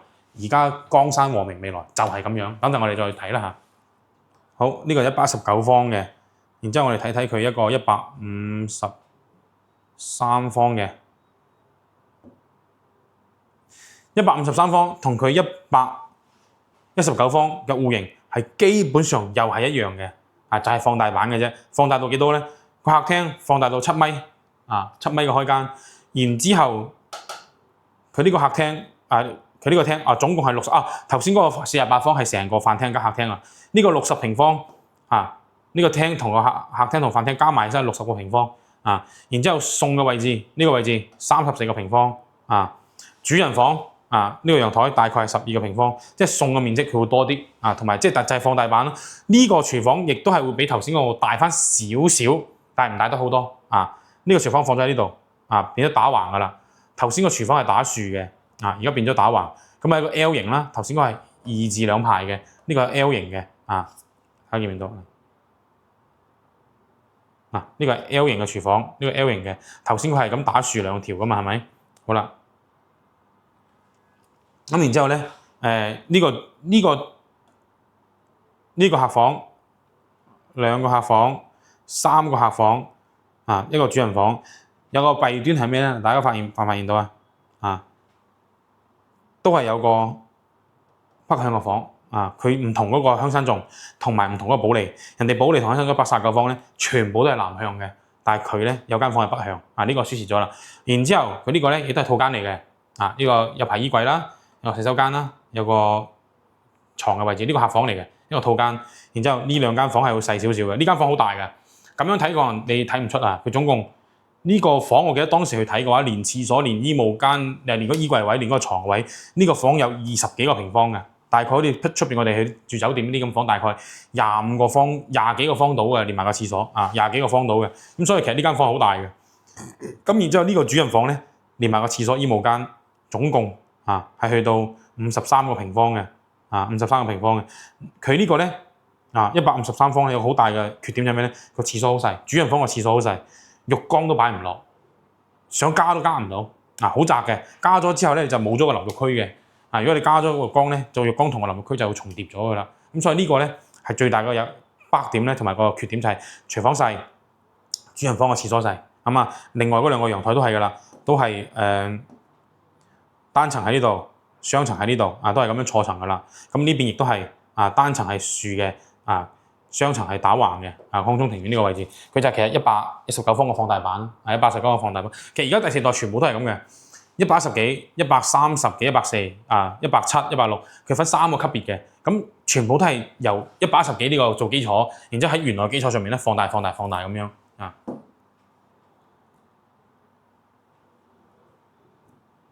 好啦，跟住然之後仲有一個係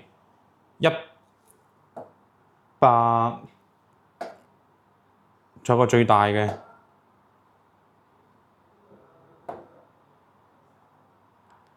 仲有個179方嘅179方咧，佢嘅嗰個風格同埋個佈局就係同153方係一模一樣嘅，連啲房嘅分佈啲廚房客房分佈完全一模一樣，但係咧佢個主人房就會有少少唔同。主人房個衞生間咧就會好大啦，同埋佢放得浴缸，但係其他都放唔到啊。同埋佢呢度有個叫做多功能房啊，佢呢度多咗間房，即係佢呢度有1間房、2間房、3間房啊、4間房。咁但係呢個4間房咧，第4間房咧，佢係多咗個多功能區嘅。呢個就係主人房嘅一個單獨多功能區。呢個多功能你可以認為係咩咧？書房，又或者做衣帽間，大嘅衣帽間。因為佢呢度其實係有衣櫃嘅，佢呢度係衣櫃位嘅。呢個179方咧，佢179方呢個主人房其實有排衣櫃喺呢度嘅。嗱，佢做咗衣櫃，呢度做咗衣櫃嘅。咁所以佢就將呢個區域變成嘅多功能房。咁但係需唔需要呢個多功能房咧？咁啊，睇下你對辦公有冇要求啦，或者對你打機啊，會唔會有啲要求喺主人房入邊做個遊戲機室啊，各方面嘅嘢。咁如果唔需要嘅話咧，你就喺呢度入邊做個大衣帽間啊。因為佢呢度都已經夠位做衣櫃，佢成個位其實好闊嘅，非常之闊。佢亦都係全部都係玻璃嚟嘅，所以採光係好靚嘅。咁啊，但係呢個咧好大嘅北點就係後邊呢度就係嗰條馬路，好近，成個樓盤最近馬路就係呢棟樓。我都唔明當時佢定位定係咁靚嘅戶型，咁大咁豪華嘅，竟然係咁嘈嘅一個位置，所以我好唔理解嘅。但係佢亦都知道佢自己嘅優點就係110幾方，所以佢將110幾方放喺最靚嘅景嗰度，所以一下子就賣晒㗎啦。咁所以佢呢啲覺得就係冇所謂，慢慢買咯。可能我將好賣嘅賣晒，呢啲唔好賣嘅慢慢賣咯。賣完之後呢啲就係利潤嚟㗎啦嘛，係咪？好啦，咁呢個戶型嘅優缺點講解咧，呢個樓盤就完結啦。咁如果我個人認為嘅話，呢個樓盤嘅優點咧同缺點咧，同其他另外嗰2個樓盤相比嘅話咧，我覺得呢個樓盤嘅優點會多啲，因為第一個佢個視野非常之開闊啊，包括佢嘅而家賣緊嘅119方，同埋佢嘅153方都好啦，個視野都係好開闊嘅。咁但係佢嘅裝修質量咧，喺3個樓盤入邊，我覺得個人認為係最差嘅。包括佢嘅顏色啦、佢嘅選材啦、佢嘅搭配啦，各方面都係我覺得係不盡人意嘅。咁但係景觀嚟講咧，同埋個開闊視野度啊，同埋佢送嘅面積啊，最好都係呢個樓盤嘅，所以佢亦都賣得非常之好，有目共睹嘅係。咁啊，而家佢裝修呢樣嘢咧，好見仁見智嘅。有啲人覺得買翻嚟，我咪自己執下佢咯，或者左加啲右加啲咁樣，可能就會靚啲啦咁樣。所以，但係佢呢個真係景觀係無法取代嘅。但可惜啲靚景嘅唔多，4棟而家仲有啲開闊嘅景觀嘅。如果大家 OK 嘅，覺得呢個樓盤嘅，不妨嚟睇睇啦嚇。呢個樓盤亦都係而家4個啦，準備下嚟仲有一個4個在售嘅樓盤，我係比較推薦嘅。我首先推薦嘅就係香山頌，因為香山頌咧佢質量好，牌子大，同埋裝修質量比較好，我比較認可香山頌嘅。第二個陰陽與神啊，第3個就係保利朗月。咁然之後咧，我哋下邊仲會講一個新開嘅，就係上個星期開嘅啫，叫英聯喜匯。英聯喜匯咧，佢就係同其他樓盤咧又唔同區域㗎啦。咁英聯喜匯嘅咧，佢哋喺邊度咧？佢頭先我就係講喺宣文東路打橫嘅呢個宣文東路。佢都近呢個喜灣道嘅。佢呢邊過去咧，佢呢邊過去都係保利朗月㗎。佢旁邊行過去都係保利朗月，都係黐住呢個水雲軒小學同埋橫水雲軒，但係都有少少距離嘅。咁呢個其實黐住邊度咧？呢個樓盤係對面呢度呢個位置，就係易翠園成個位置易翠園咁就係而家易翠園賣緊嘅嗰幾棟80、81、82嘅背面就係望住呢個喜匯㗎啦。呢個樓盤咧，佢成個風格咧係點咧？新加坡嘅一啲風格，我俾大家睇下佢嘅外立面先嚇。呢一棟咧就係新加坡嘅當地有一棟好知名嘅豪宅叫做 Park Nova 嘅。佢而家呢個喜匯咧，英聯喜匯咧就成個外觀就抄佢嘅，做咗個異形嘅陽台。大家見到啲陽台全部都係異形嘅，三角形弧形咁樣。咁然之後佢喺啲陽台上面睇下啲業主咧會唔會種好多嘢啦，就做到成棟空中花園森林，城市空中森林咁樣嘅咁然之後佢而家未來咧可能會建設成咁樣嘅。而家我哋去到現場咧，就已經見到佢呢啲露台呢啲外觀已經做好晒出嚟㗎啦。而家佢內部搞緊裝修啦。咁然之後我喺樓下望上去咧，其實我已經預計到其實係比較有特色嘅望即係好有辨識度嘅樓盤啦嚇，好有辨識度嘅樓盤。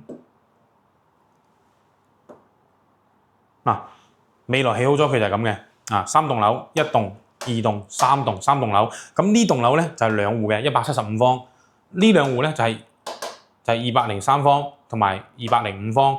然之後呢個203，呢個205呢一棟樓咧，成棟樓咧都係316方嘅。咁呢度係兩梯兩戶啦，呢個係兩梯兩戶啦。呢、個係兩梯一戶，暫時目前嚟講，中山市最豪華嘅樓盤，我覺得就喺呢度而家區域豪華，樓盤嘅大細豪華入邊嘅設計豪華。點講咧？呢兩個戶型175方，而家未開放嘅，我哋睇唔到嘅316方都未睇到，可能要今個月底月底到5月初佢先樣板方出到嚟，到時咧我哋都會去再更新，因為上一條片英聯喜匯都有睇呢個203方同205方嘅戶型視頻，大家可以去翻上一條片 Stephen 有介紹嘅，咁去睇翻呢個英聯喜匯。好啦，咁然之後而家我哋主要睇呢兩個戶型先因為只有呢兩個戶型我哋有圖紙好豪華，非常之豪華。佢呢個戶型亦都係打破咗第四代住宅，可以講呢個可能講叫真正嘅第四代，因為之前香山仲亞同保利朗悅我覺得佢都係基於呢個3代住宅嘅一個戶型擴大贈送做咗個單梯單戶。咁但係呢一個咧，佢真正係喺戶型上有個顛覆嘅設計啦。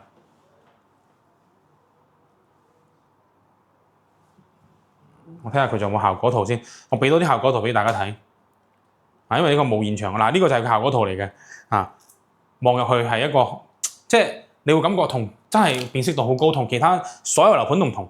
一個異形嘅陽台，但係佢陽台好闊好長佢個進深個陽台到個廳嗰度都有成3-4米嘅，所以係非常之空間好大㗎個陽台。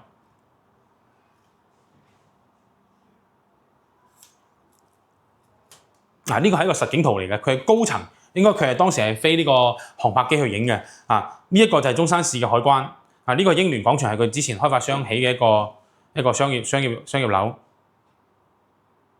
呢度係展馬嶺公園，呢度係五桂山，呢個係成個東區景觀如果佢高層嘅話望出去就係咁嘅啫如果去到20樓以上或者16、17樓應該冇咁高嘅，20樓以上你可以望到個景觀就係咁樣嘅。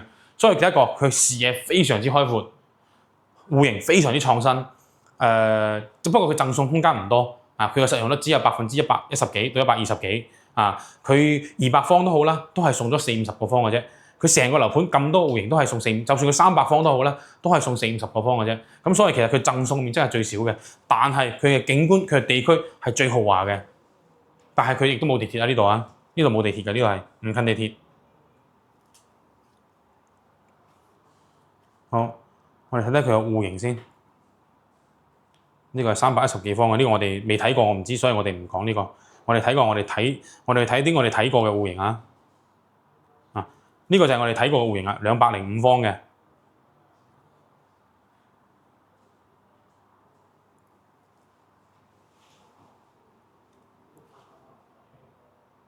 呢個係一個205方嘅戶型呢個203嘅，唔係205。205應該係呢一個。OK 嗱，呢一個咧就係一個203方嘅戶型。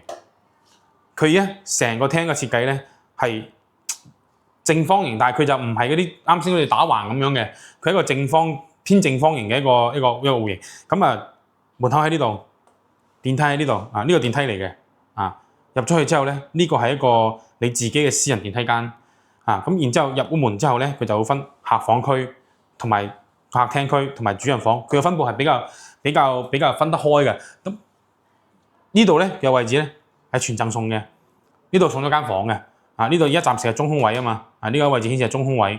咁到時呢度間房之後咧就1間房、2間房、3間房，呢3間都係客房嚟嘅，主人房喺呢度。咁呢一間房咧係間套房嚟嘅有衣帽間，有呢個廁所。咁公共衛生間咧個客位咧就喺呢度位置。咁呢度有間房，咁呢度個客位，咁即係等於客人嘅衛生間咧係好統一主人嘅衛生間咧同埋主人房咧喺呢度。咁而且個主人咧成邊好大面嘅衣櫃嘅衣帽間，非常之豪華。如果你現場睇嘅話咧，佢呢個主人房極其奢華，我覺得200方真係極其奢華。然之後佢個客廳望出去好整體，雙陽台，前面有個大陽台，呢度陽台。暫時因為我未有數據，因為佢而家冇俾到數據俾我。我當日去睇嘅時候，呢個陽台嘅進深最闊嘅位置，因為佢係有少少斜過嚟咁樣嘅。呢度咧大概就係2米多啲啦，2米到啦。呢度大概2米幾，呢度接近去到成差唔多係3米大幾，成4米㗎啦。所以佢個陽台好闊嘅。你就算見到佢異形都好啦，佢呢個陽台非常之闊，又長又長。然之後呢個廳咧係樹廳嘅佈局但係佢呢個開間咧係好闊嘅，起碼超過8米呢度因為我暫時未有數據，如果大時有嘅話，應該超過8米嘅呢個開間。然之後咧，佢個採光呢度有個玻璃窗，呢度個大玻璃窗，然之後連住個飯廳，呢度個陽台，呢個陽台亦都係異形嘅一個梯形嘅。最窄嘅位置咧，我睇應該係2米幾啦，最闊嘅位置接近有5米嘅，去到4米幾嘅。所以我覺得佢成個戶型咧，俾我感覺係好耳目一新。區域分佈好清楚。客房就係客房，客廳就係客廳。主人房係單獨一邊咁樣。就我覺得佢暫時嚟講，我見過最豪華嘅戶型。陽台係最大嘅。主人房係衣帽間係最大嘅。景觀係最靚嘅，因為佢望出係成個東區好開闊嘅城市景。佢3棟樓都係冇樓擋嘅，都係並排嘅。咁所以其實佢嘅景觀係最靚嘅，亦都係最豪華嘅。咁呢個仲有啲咩要講咧？佢呢個廚房喺呢度入去，呢個推拉門，呢度係埲牆嚟嘅。入門口呢個玄關，佢仲有個玄關位嘅。入門係一個玄關位，風水嚟講其實係幾好嘅。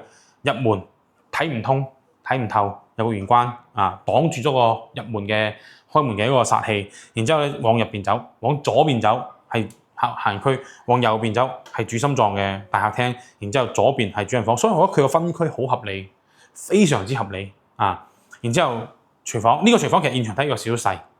呢個有一講一，呢個廚房望落去唔似200方嘅廚房，偏細。有推拉門，有個島台，一個回字形嘅。佢呢個唔係 U 型直成一個回字形嘅，就係呢度開咗個口咁入去咁樣一個回字形嘅廚房。大家見到一個回字形嘅廚房，呢個係門口，推拉門推過去，呢度入門口，呢個飯廳，呢個客廳黐得比較埋。呢個缺點係咩咧？呢個戶型缺點就係呢一個飯廳同埋廚房同埋呢個客廳黐得比較埋個飯廳比較細。佢呢個戶型咧，個廳係一個好大嘅賣點。我呢個戶型最大嘅賣點係咩咧？廳同埋主人房同埋個陽台個景觀，因為呢兩個先係最重要嘅。客房就你睇下，你覺得重唔重要咯？咁然之後呢間客房咧係一個轉角位，有個270度嘅轉角窗。然之後呢度有個衣帽間，有個廁所。佢呢個衣帽間係同廁所連埋一齊嘅。呢一個客房咧，呢個客房咧，呢度入門口，然之後呢個衣櫃同呢個廁所係連埋一齊嘅。咁呢個戶型我暫時嚟講係做咗咁多年房地產，第一次見咗呢種戶型。係分區好合理、好明確。然之後佢嘅景觀、地理位置係最靚嘅，因為佢就喺月直翠園隔離，佢去 Top Park Coco City， 其實佢可以同保利可以講叫同一個地區啦，但係佢會比保利再好少少就係咩？佢隔離嗰條唔係大馬路，係小路，同埋唔係主幹道。保利嗰條起灣道咁啊，主幹道有啲嘈。佢呢個唔係主幹道嚟嘅。佢而且嚟嗰條孫文東路咧，仲會隔咗幾十米嘅距離，因為佢落邊有個空中花園嘅，所以佢隔咗幾十米之後咧，出邊嘅車聲係入唔到去嘅。落邊嘅樹其實已經生到好高㗎啦，已經將啲噪音擋晒㗎啦。再上到去其實係冇乜噪音嘅，因為我前幾日我上去拍片嘅時候，現場去睇係感受唔到喊啦，都感受唔到啲咩太大嘅好唔舒服嘅噪音、車嘅噪音，所以我覺得呢個係暫時我覺得中山最豪華嘅樓盤。但係當然啦，佢售價亦都係最貴嘅175方同埋呢個203方、205方咧，佢嘅售價係21,000到24,000，係暫時成個市場最貴嘅。咁如果316方咧，嗰種2梯一戶咧，成層個都係佢嘅咧，嗰種嘅話就去到24,000到28,000，會仲貴啲添，即係等佢接近去到幾多錢啊？24,000到28,000，我打個鐘數就係26,000到啦，26,000乘以316方，要去到800萬嘅。基本上去到800萬左右，800幾萬。咁然之後佢175方嘅乘以21,000到24,000，我打個鐘數22,500，就係390萬左右，175方嘅。咁然之後佢嗰個205方嘅咧，就大概去到460幾萬。咁如果低樓層啲可能會平少少嘅。咁呢個就係佢呢邊嘅售價，就係390到400萬起，去到800萬不等。所以暫時嚟講，成個中山我覺得暫時最豪華就係呢個樓盤㗎啦。咁佢呢個咧就係203平方嘅一個戶型，佢仲有一個205方嘅，就同佢就係隔離嗰戶嘅啫。大家面積係差2個平方，但係個戶型咧係完全唔同嘅。我同大家再睇睇啊。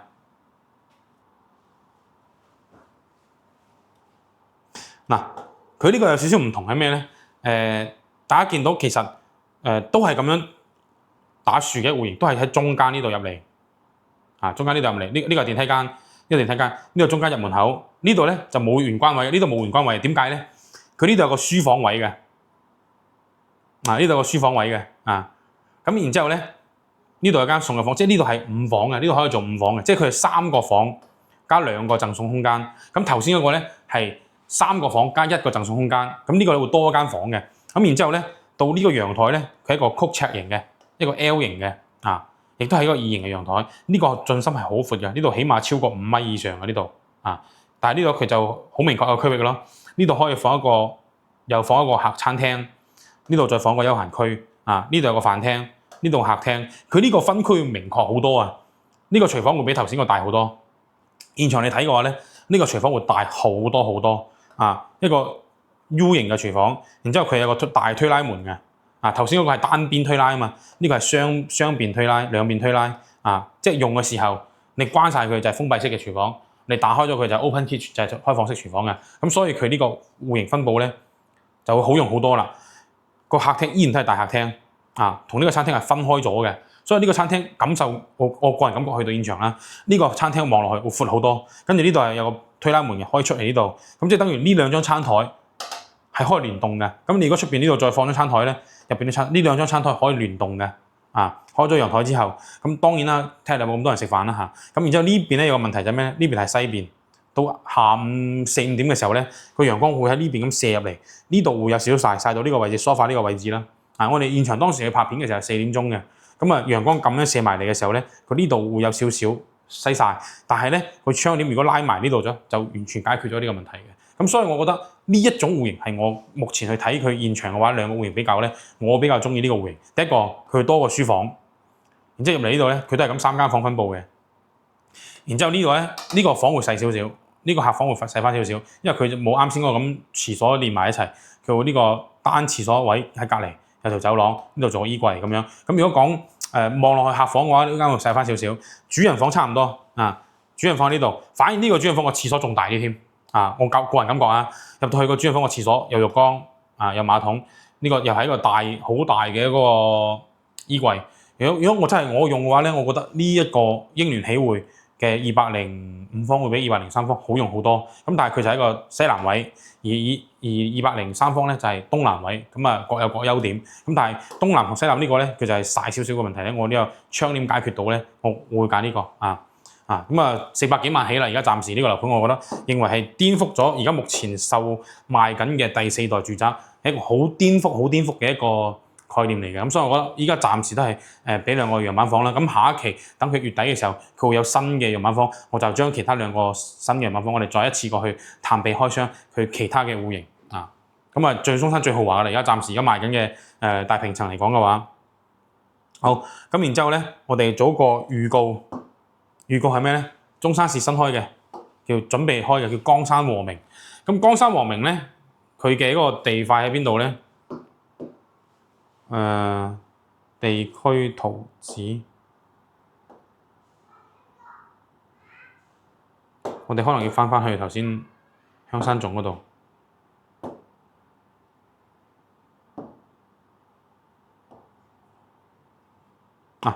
你睇呢幅圖啦。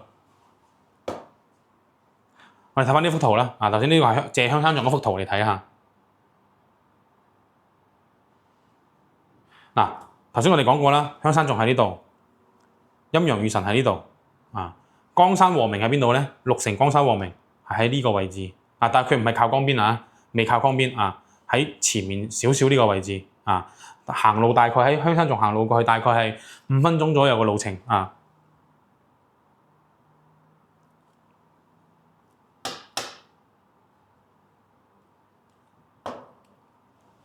佢而家呢個戶型咧，佢呢個樓盤咧，我俾大家睇下佢個效果圖先啦。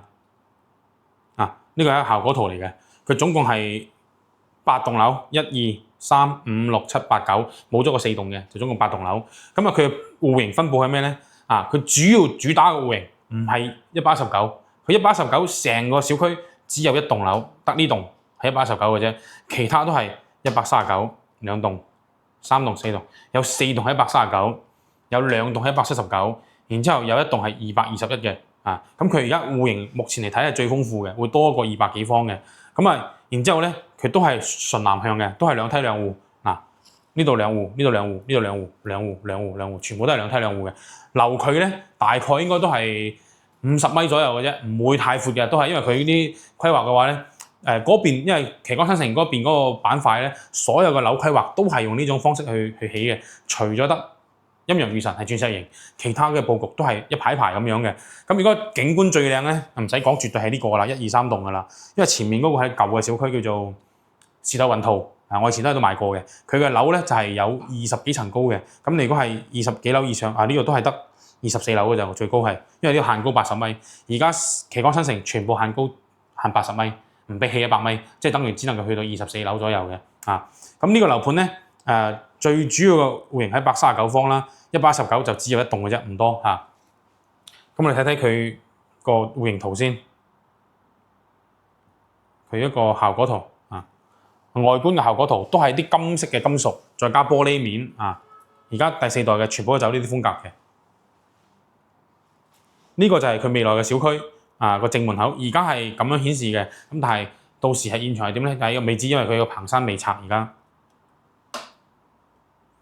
呢個係佢小區入邊嘅下沉式嘅會所，係會偏現代輕車風一少少嘅，就唔會走嗰啲咩古色古香又唔會走酒店風佢呢個係偏現代奢華風嘅感覺佢呢個就係會所入邊嘅一啲空間位置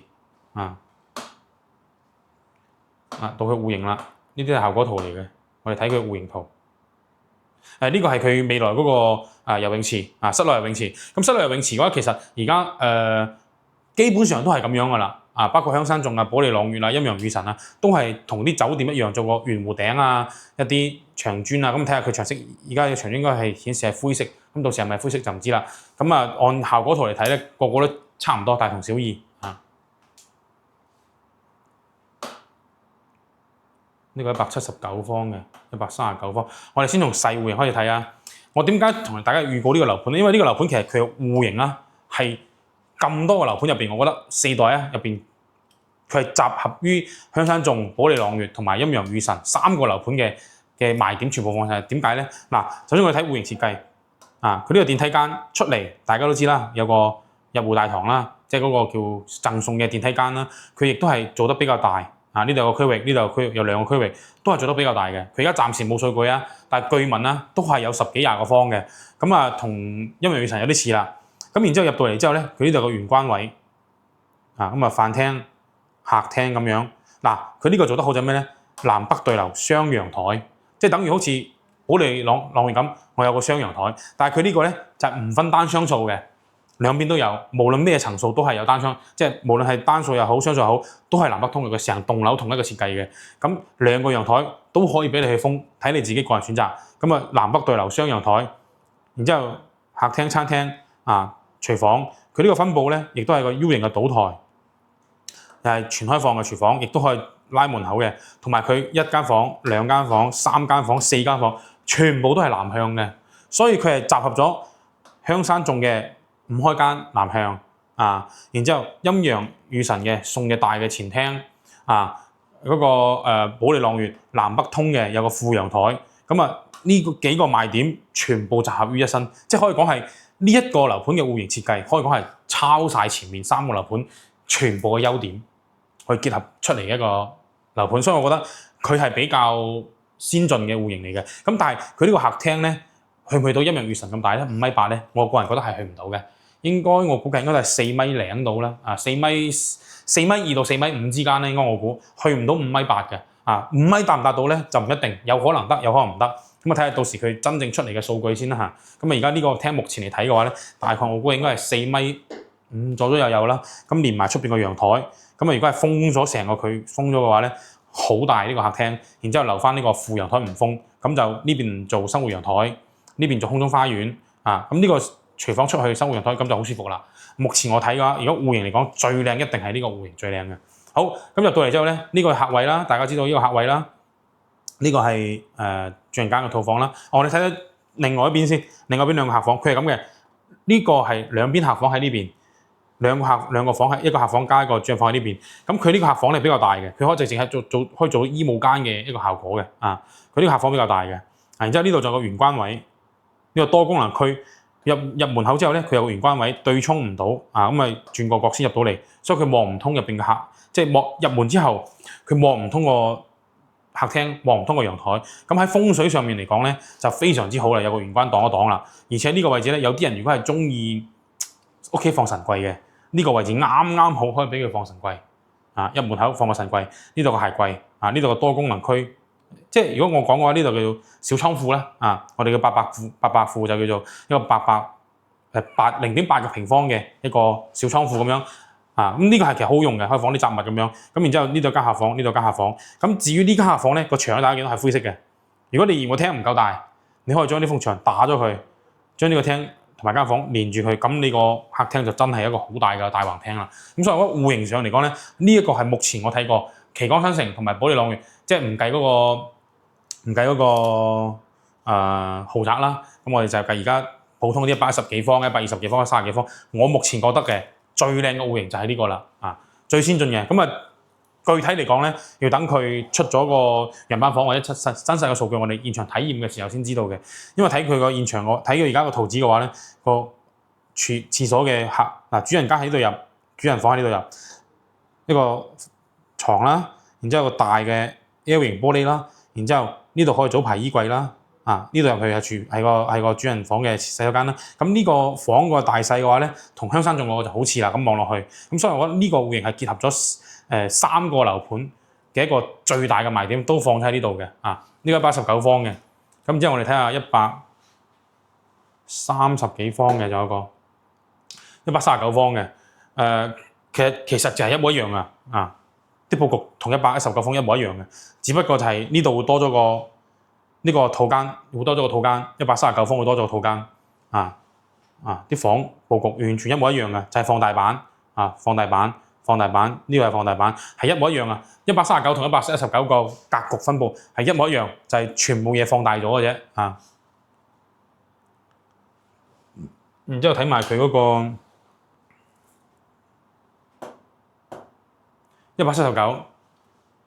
179就會多咗。都係一樣，一模一樣都係，就係呢個廳會再闊啲、再橫啲。呢個陽台好闊、好長，呢個陽台超級長，呢個陽台，同埋呢個廚房會大啲。呢個179方咧，好明顯就係啲佈局咧好似，但係咧呢個區域特別大，呢個飯廳個位特別大，廚房特別大，呢個副陽台特別大，基本上都係放大版，所以我覺得而家。呢個樓盤，我覺得係最期待咁多個樓盤第4代，我覺得最期待就係呢個綠城江山和明暫時就係佢啲效果圖啦，呢啲就係俾大家去瀏覽下先，暫時。因為呢個樓盤係綠城同埋中山市城建去開發嘅，咁我同大家講綠城同中山市城建嘅嗰個背景啦。咁大家聽到個中山市城建，聽個名大家就知啦，一定係國企嚟嘅。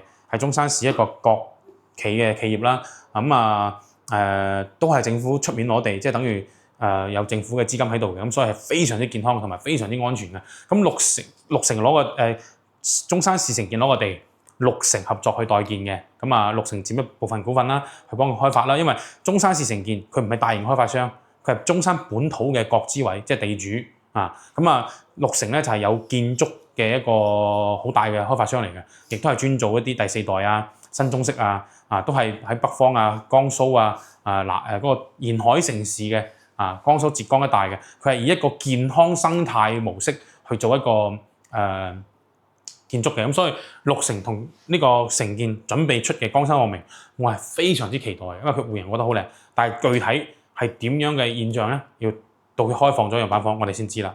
好啦，咁呢一個咧就係未來準備會開嘅一個樓盤啦。咁好啦，我哋翻返仲有個第3個問題成條片嘅片尾，我哋總結一個問題就係以後嘅新4代住宅，佢嘅定位同埋發展方向到底係點咧？呢一個其實我諗咗好耐㗎啦，因為佢由開第4代到而家都成1年時間啦。咁但係咪真係個個都要一定衝去第4代咧？可唔可以買翻第3代或者買啲細啲嘅第4代？但係冇啊嘛，中山係冇細嘅第4代嘅，例如啲80幾方、90方係冇嘅，起步都110幾方。咁但係講真句，2萬蚊一方，110幾方摸埋手都200幾萬㗎喎。咁我如果係冇呢個金額嘅，我得百零萬，我點算咧？我得150-6萬鬆啲，咁點算咧？係咪冇得選擇咧？咁其實咧，呢個市場已經係同我哋講咗係有得選擇嘅，但係中山冇啊，廣州有啊。我同大家睇一個樓盤，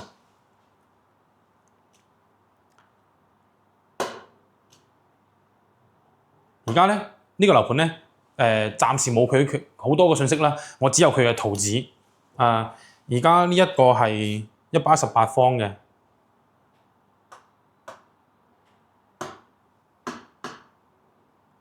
呢個係一個84方到86方嘅第4代住宅，好啦，大家睇住啊！假如果中山出到有84方到86方，我當佢85方啦，你賣到2萬蚊都好啦。如果係85方乘以2萬蚊均價，大概就170萬左右。咁170萬其實對比210萬、220萬又差咗30-40萬嘅咯喎。咁同埋又係咪真係咁多人需要買到110幾方？因為117方、119方佢實用去到140、150嘅啦嘛。咁到底我如果得兩公婆住退休或者係度假，或者得2個人住，用唔到咁大嘅情況下，我又想享受第4代嗰種私密性一梯一戶嘅，咁呢個80幾方就可以解決到呢個問題。但係中山暫時未有，我覺得中山未來咧應該要考慮一下，啲開發商要考慮一下。唔一定喺咁靚咁核心嘅區域，可能喺泛城區，例如博愛路啦、中山六路啦，一啲泛城區嘅區域，或者港口啦，或者沙溪啦，係中山市周邊，即係城區同埋鎮區接壤嘅地方，佢去起一啲細面積嘅第4代，我覺得呢個係一個好大嘅一個市場嚟嘅，啊，好大一個南海一個紅海市場嚟嘅。嗱，睇下84方、86方一樣嘅，出電梯有一個私人嘅電梯間，唔使大，有幾個平方夠噶啦。啊，有幾個平方擺鞋櫃啊，放下嘢夠噶啦。然之後入到嚟呢度，佢仲有一個入戶花園嘅。啊，呢個鞋櫃位入嚟仲有一個入戶花園，可以放下洗衣機，做洗衣間又得。啊，放一啲放個洗手台喺度洗下手又得，放下雜物又得，放下鞋櫃又得。然之後再入嚟先至係到餐廳、廚房一個大嘅一個橫嘅一個客廳，然之後陽台。佢呢個格局屋入邊嘅格局咧，同傳統嘅80零方好似，但係你冇睇佢咁簡單，做咗1個房、2個房、3個房，但係佢係2個衛生間，而且佢而家冇標尺寸啊！我同大家講，佢呢個84方、86方實用去到110幾方嘅，啊80幾方、86方、84方，但係佢實用去到110幾方嘅，所以佢呢個廳好闊㗎。我冇記錯，我睇嘅時候個數據好似個廳都有成4米幾闊嘅廳，80零方，佢個廳係4米幾闊，係咪好誇張咧？係咪啊？而且出邊有個陽台。啊！而且呢個主人房咧係一個 L 型嘅落地大玻璃，啊270度嘅，仲係一個主人房嘅套間嚟嘅。啊，84方到86方可以做到3房，加入戶花園，加個電梯廳，然之後個廳係4米幾嘅大闊廳，然之後個廚房係咩咧？都係嗰種用嘅時候就可以封閉。唔用嘅時候，將呢2個門打開就係開放式嘅，所以佢係結合咗新嘅第4代嘅理念去做嘅。呢個只不過86方到84方啫，就已經可以做到咁靚啦。咁中山未來有冇開發商行呢條路咧？我覺得一定有，我覺得唔敢講100%啦，我覺得80%-90%都會有開發商去做呢啲第4代細面積嘅第4代，放喺一啲泛城區嘅位置，因為你要地價唔可以咁貴，你先至送得到咁多，而且先至做細面積，因為做細面積咧，你賣得會總價會低啲，咁大家都係一棟樓2梯2戶嘅，我起80方，同埋我起118方，咁我多咗30方喎，多30方都60萬一間嘅喎，係咪？咁2間加埋起身多成100幾萬嘅喎，咁但係當然咁我起密啲啦，係咪？我唔使起咁疏楞，我起密啲啦，係咪？咁啊，然之後我唔一定係2梯2戶噶嘛，我可以2梯3戶就得噶嘛，係咪啊？或者係2梯4戶都可以噶嘛，你依然其實如果按設計嚟講，都可以做到係單梯出戶㗎啦，佢啲電梯我記得好似係，我記得呢棟樓佢係2梯4戶嘅，啊點解佢可以做到會呢個獨立電梯廳咧？因為我記得佢2個電梯係咁樣分佈嘅，呢度出嚟個電梯廳，嗰邊出嚟有電梯廳，呢度出嚟有電梯廳，呢度出嚟電梯廳，即係佢係2梯4戶嘅，佢呢個2梯4戶嘅戶型嚟，我記得好似係，啊，因為我一睇冇好實質嘅數據嚟嘅，所以我覺得呢個樓盤設計係個設計師係非常之叻嘅諗嘢，啊，好啦，咁我哋睇睇佢其他戶型。大戶型我哋唔講啦，我哋講細戶型，仲有個嘅118方到121方，佢呢個好犀利嘅，118方可以做6間房嘅，點樣6間房？大家睇下，出嚟電梯廳唔大，幾個平方，入戶花園呢度送咗個空間，呢度送咗個空間，呢一個 L 型嘅空間係咯嚇，一個房、兩個房、三個房、四個房、五個房。佢呢個房我記得係呢個位置可以做間房嘅，呢個位置夠位置做間房嘅。呢度唔得，呢個生活陽台做唔到間房啊，因為佢呢度係一個入戶花園生活陽台做晾衫嘅地方，但係呢度佢可以做間房嘅啊，但係好窄呢間房啊。然之後入去玄關位做鞋櫃啊，一房、兩房、三房、四房、五房、六房，冇錯，做六房。佢118方做六房嘅啊，好犀利呢個戶型。點解犀利？我仲同大家逐樣拆解先啊。入咗玄關之後，你見唔到個客廳嘅啊，入嚟有埲牆，有個走廊，佢將兩個區域分開咗。呢個係一個茶室嚟嘅，呢間係茶室嚟嘅，你亦都可以做間房啊。佢而家茶室，你可以做間房嘅，佢夠位置做間房嘅啊。然之後佢就分開啦，呢邊三間房，呢三間房係咩房咧？一個客房、兩個客房同埋一個主人房。呢個主人房就犀利啦，大家見唔見到啊？一個 U 型嘅，呢邊係玻璃，呢邊係玻璃，呢邊都係玻璃。呢個叫做咩啊？U 型全景倉豪華主臥套房。佢呢個入去呢個洗手間做個衣櫃，喺個衣櫃背面做床頭，然之後一個 U 型嘅玻璃包住佢，全部係玻璃嚟嘅，採光非常之靚啊！叫 U 型倉，呢種叫做新嘅 U 型倉。呢個概念係好新潮，我覺得。佢咁佈建嘅有咩好處咧？佢咁樣佈建嘅呢個係陽台嚟㗎，呢個陽台嚟㗎，可以講佢呢間房成間房佈建，當時佈建除咗呢個廁所之外，佢呢間房成間房佈建都係陽台嚟嘅，即係呢間房有一半係贈送嘅，有一半係贈送嘅，所以佢其他嘅位置就可以做到咁多房㗎啊！一間房、兩間房、三間房、四間房、五間房嗱，呢個118方、121方就已經可以做到雙套間啦。呢邊單獨有個套間嘅，呢個客房有個套間嘅啊。呢度廚房，呢度先係飯廳同埋呢度係餐廳嗱。佢呢個係咁嘅，呢個客廳亦都係個 U 型倉嚟嘅，客廳亦都係 U 型倉嚟嘅。咁呢當時佢睇個圖紙佈建應該係呢個位置係陽台嚟嘅，即係呢個係陽台，呢個亦都係陽台，呢兩個地方係陽台佈建嘅啊。所以佢可以呢個送一半，呢度係送一半啊。然之後大家諗，咁全部都係封晒，咁冇陽台。的確，佢呢個冇陽台嘅。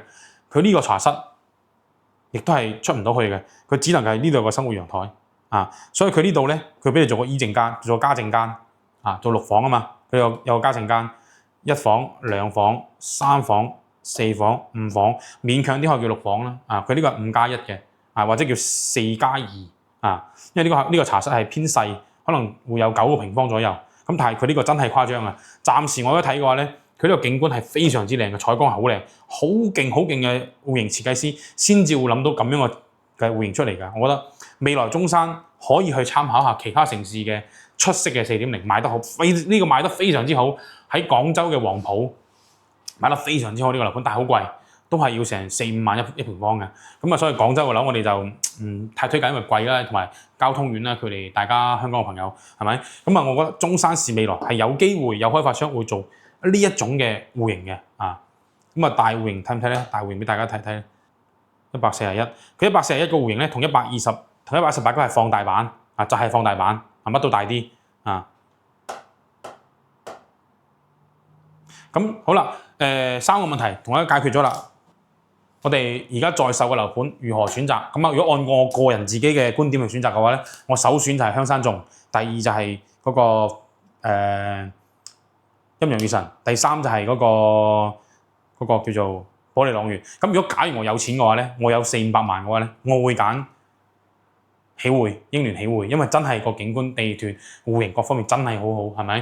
咁然之後啦，第二個未來江山和明一個預告，咁啊江山和明其實喺而家現售嘅第4代奇觀新城嚟講咧，我覺得啊，如果佢開咗嘅話咧，如果個戶型嘅空間感啊，或者係個設計得合理嘅話，戶型合理嘅話，我會將佢放喺第一位啊，因為第一個佢係本地嘅國資委啦、安全啦，第二個佢嘅戶型好啦，咁啊最主要睇佢嘅收樓標準啊，同埋景觀啊各方面多個因素去考慮啦。